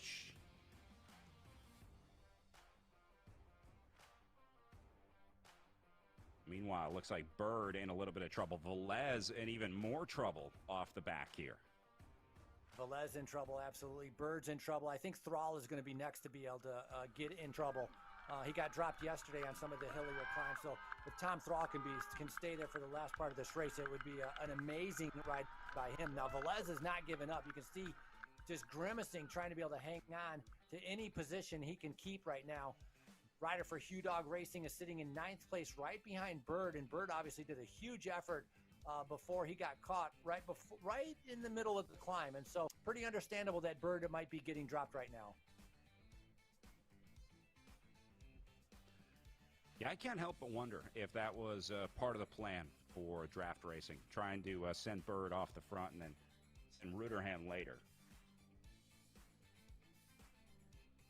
Right, and possibly, maybe Team Tour guys making them chase or making another team chase or anybody chase. And so, yeah, it could have been part of the plan. I mean, when you have teammates, you have a bunch of red jerseys up there, you have the luxury to be able to do that stuff. I don't know what that means. Oh, way over his head, maybe? He's like, Yeah, or maybe blowing his mind. I'm not sure. But, yeah, I think over his head. So, yeah, it's an impressive ride. I mean, 100% an impressive ride. So right now, just not able to keep up with the heavy hitters that have sat in, rested, and done nothing the entire day. And that's what we see in this front group. And, we went from 30 down to 20, down to 12. And right now, we're down to only 7 riders in the front group. 3K to go, and Segerbruch is going to be the last rider trying to hang on here. Talk about a redemption ride for Ben Thomas also being able to be in there. Have to think that maybe he had some kind of technical problem yesterday, because Ben Thomas is right there with the leaders here. Overall leader in the Echelon Racing League, doing a fantastic job. And Thrall, I got to say, very impressed with Thomas Thrall being up here also. Here goes Ruderham moving up the left side. Wonder if this is a planned attack. It's like he disappeared. Not sure where he went. 2.5 kilometers to go. He's dangling just in front with a 5-meter lead. They're going to be able to bring him back. 5.56 watts per kilogram. Ruderham now again in the red, trying to be able to go up. Looking at Usborne, 392,400. This is a steady effort, but nothing too crazy right now coming from the riders. So this is the view from Ben Thomas trying to bring back Ruderham. You can see the small gap that Ruderham has opened up. You can really see how steep this course is. So there's Usborne going past Thomas. Zach Nair slipping in as well for the Project Echelon racing team.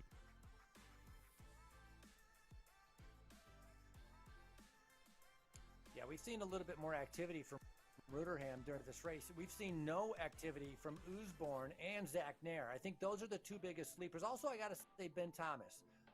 Those three guys really have remained hidden for most part of this race. But now coming down to the final 2 kilometers, they're going to have to start paying attention, and especially Ruderham now on the attack going up the road. So he's showing his cards right now. He's trying to be able to see who's going to react to that. He's the overall leader right now in the Redlands race, and so he's got some time to play with.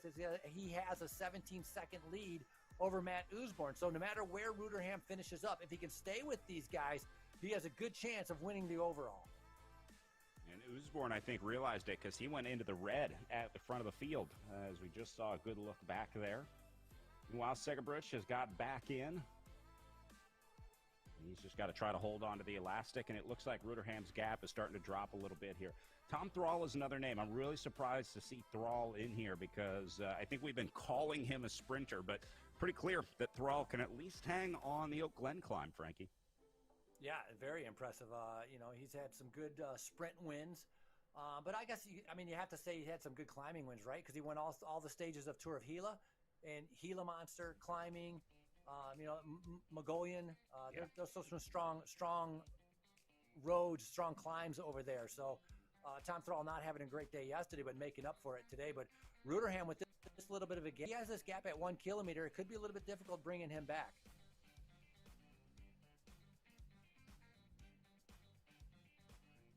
Yeah, obviously the concern here is that Ruderham has gone too early. He'll get swarmed on the way up, but a lot of this is going to have to do with the response of the riders in the chase group behind him. The Ben Thomas, Tom Thrall group back there. I think they maybe just Matt passed the Usborne sign. tries to double up here.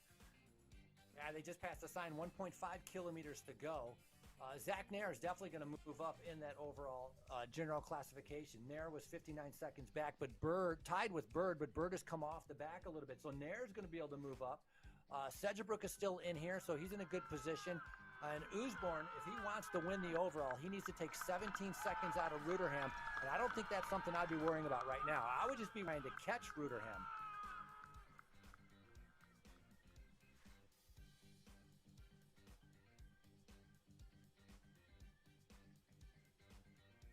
He's starting to go deep. Starting to see the power fluctuate a little more. These guys back in the field are going to have to get something together. I don't know that they can really work together much more.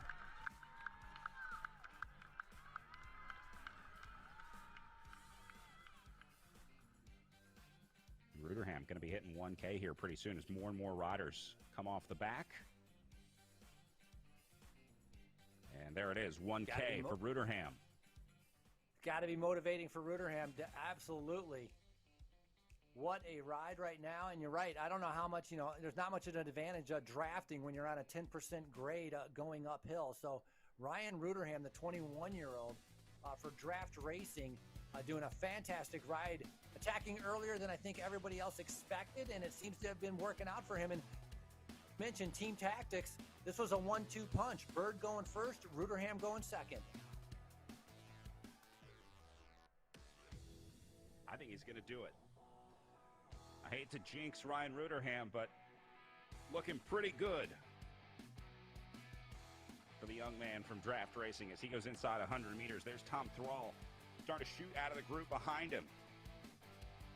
Segabruch going to have a go at it as well. Now watch Segabruch on the right-hand side of the screen because here comes the gap down. Oh, Ruderham is hurting now.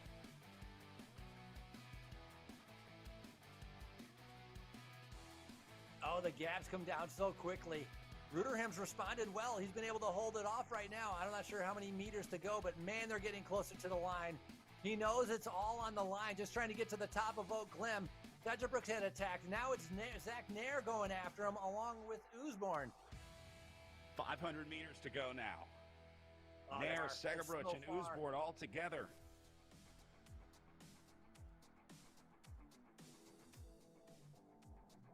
I thought he was Zach able to Nair pull has it off. a really strong kick at the end here. So does Matt Usborne. They're pulling him back here. I might have spoken too soon. I hope I didn't jinx Ruderham here. Now, I thought he was going to be able to pull it off, but they are coming back. But, man, look at the pain face in the pain cave. Ruderham giving it all right now, turning himself inside out to get up there. Ben Thomas is back there also trying to be able to make his way up there. But Usborne's not going to give up. We've seen how much that he'll force himself to keep going in order to try to get victory. But Zach Nair, he's been quiet. He's been sitting back. He's in the greens and the yellows. Both of these guys, they haven't struck out yet. Neither of these guys have gone into the red, so perhaps they're waiting to time it out. But Ruderham is definitely in the red trying to get to the finish. So close right now. Usborne going to be up next at 200 meters. That's him in the white above and beyond cancer kit in the gap right now, just ahead of Segabruch. So it looks like Usborne might be the one that comes over the top. Nair right on the wheel of Usborne on the right-hand side of your screen. Here comes Segabruch on the way up. Inside 100 meters now for Ruderham. But here comes Nair. And he got him. Zach Nair from Project Echelon climbs to the top of Oak Glen, and he's going to hold on for the stage win. The last-minute pass for Zach Nair. Wow, what a ride. Zach Nair timing that out perfectly. That was impressive. That Ruderham, definitely impressive. But talk about turning yourself inside out. Oh my goodness. You know what the difference was there?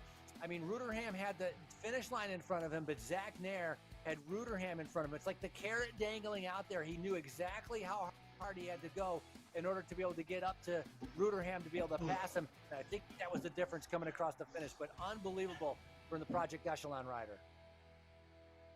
I cannot express enough how much tactics played into that one for Zach Nair today. Wow. I think a lot of it was conserving himself, really not exposing himself, not going after anything. just kind of following the wheel, and it worked out perfectly for him at the end. But man, talk about a final hard 100 meters. I don't think it gets any harder than what we just saw there with Nair trying to be able to come over Ruderham, as we see Bird coming through right now. A nice job by Bird out there today. Didn't quite work out for draft racing, but Bruce Bird did his part, did everything that he could, trying to set up Ruderham. Charlie Velez on the way in now, as he'll lock up 9th place for Hugh Dog Racing, and then McKinney in for 10th. And this will be Hal Blackburn coming in for 11th place now. As you look a little further back in the group, should see Will Harden up next. What about another incredible ride by Matt Usborne? Talk about Mr. Consistency. He's been up there, top fives and winning all the time, as we see Harden right now coming across the line from draft racing. So good finish by him to be able to, under 2 hours, 1:54 is Eric Hill sitting in a very respectable 15th right now.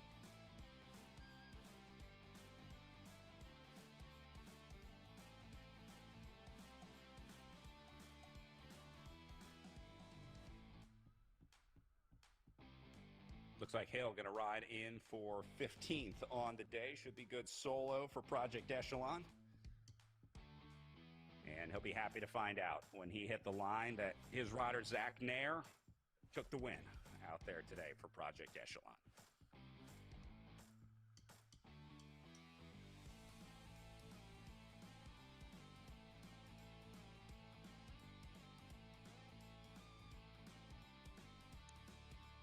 First 15 riders in, and here you go, your top 10 on the day, Frankie. I always love to look at the watts per kilogram and see who's the most efficient out there. These guys pretty evenly matched. There's not as big of a gap here in the pro men's field than we saw in the women's race. Sorry, got Chris Doble Hickok in there in second. That's obviously Matt Usborne from the Above and Beyond Cancer team in second place on the day. But all about Zach Nair out there for Project Echelon Racing.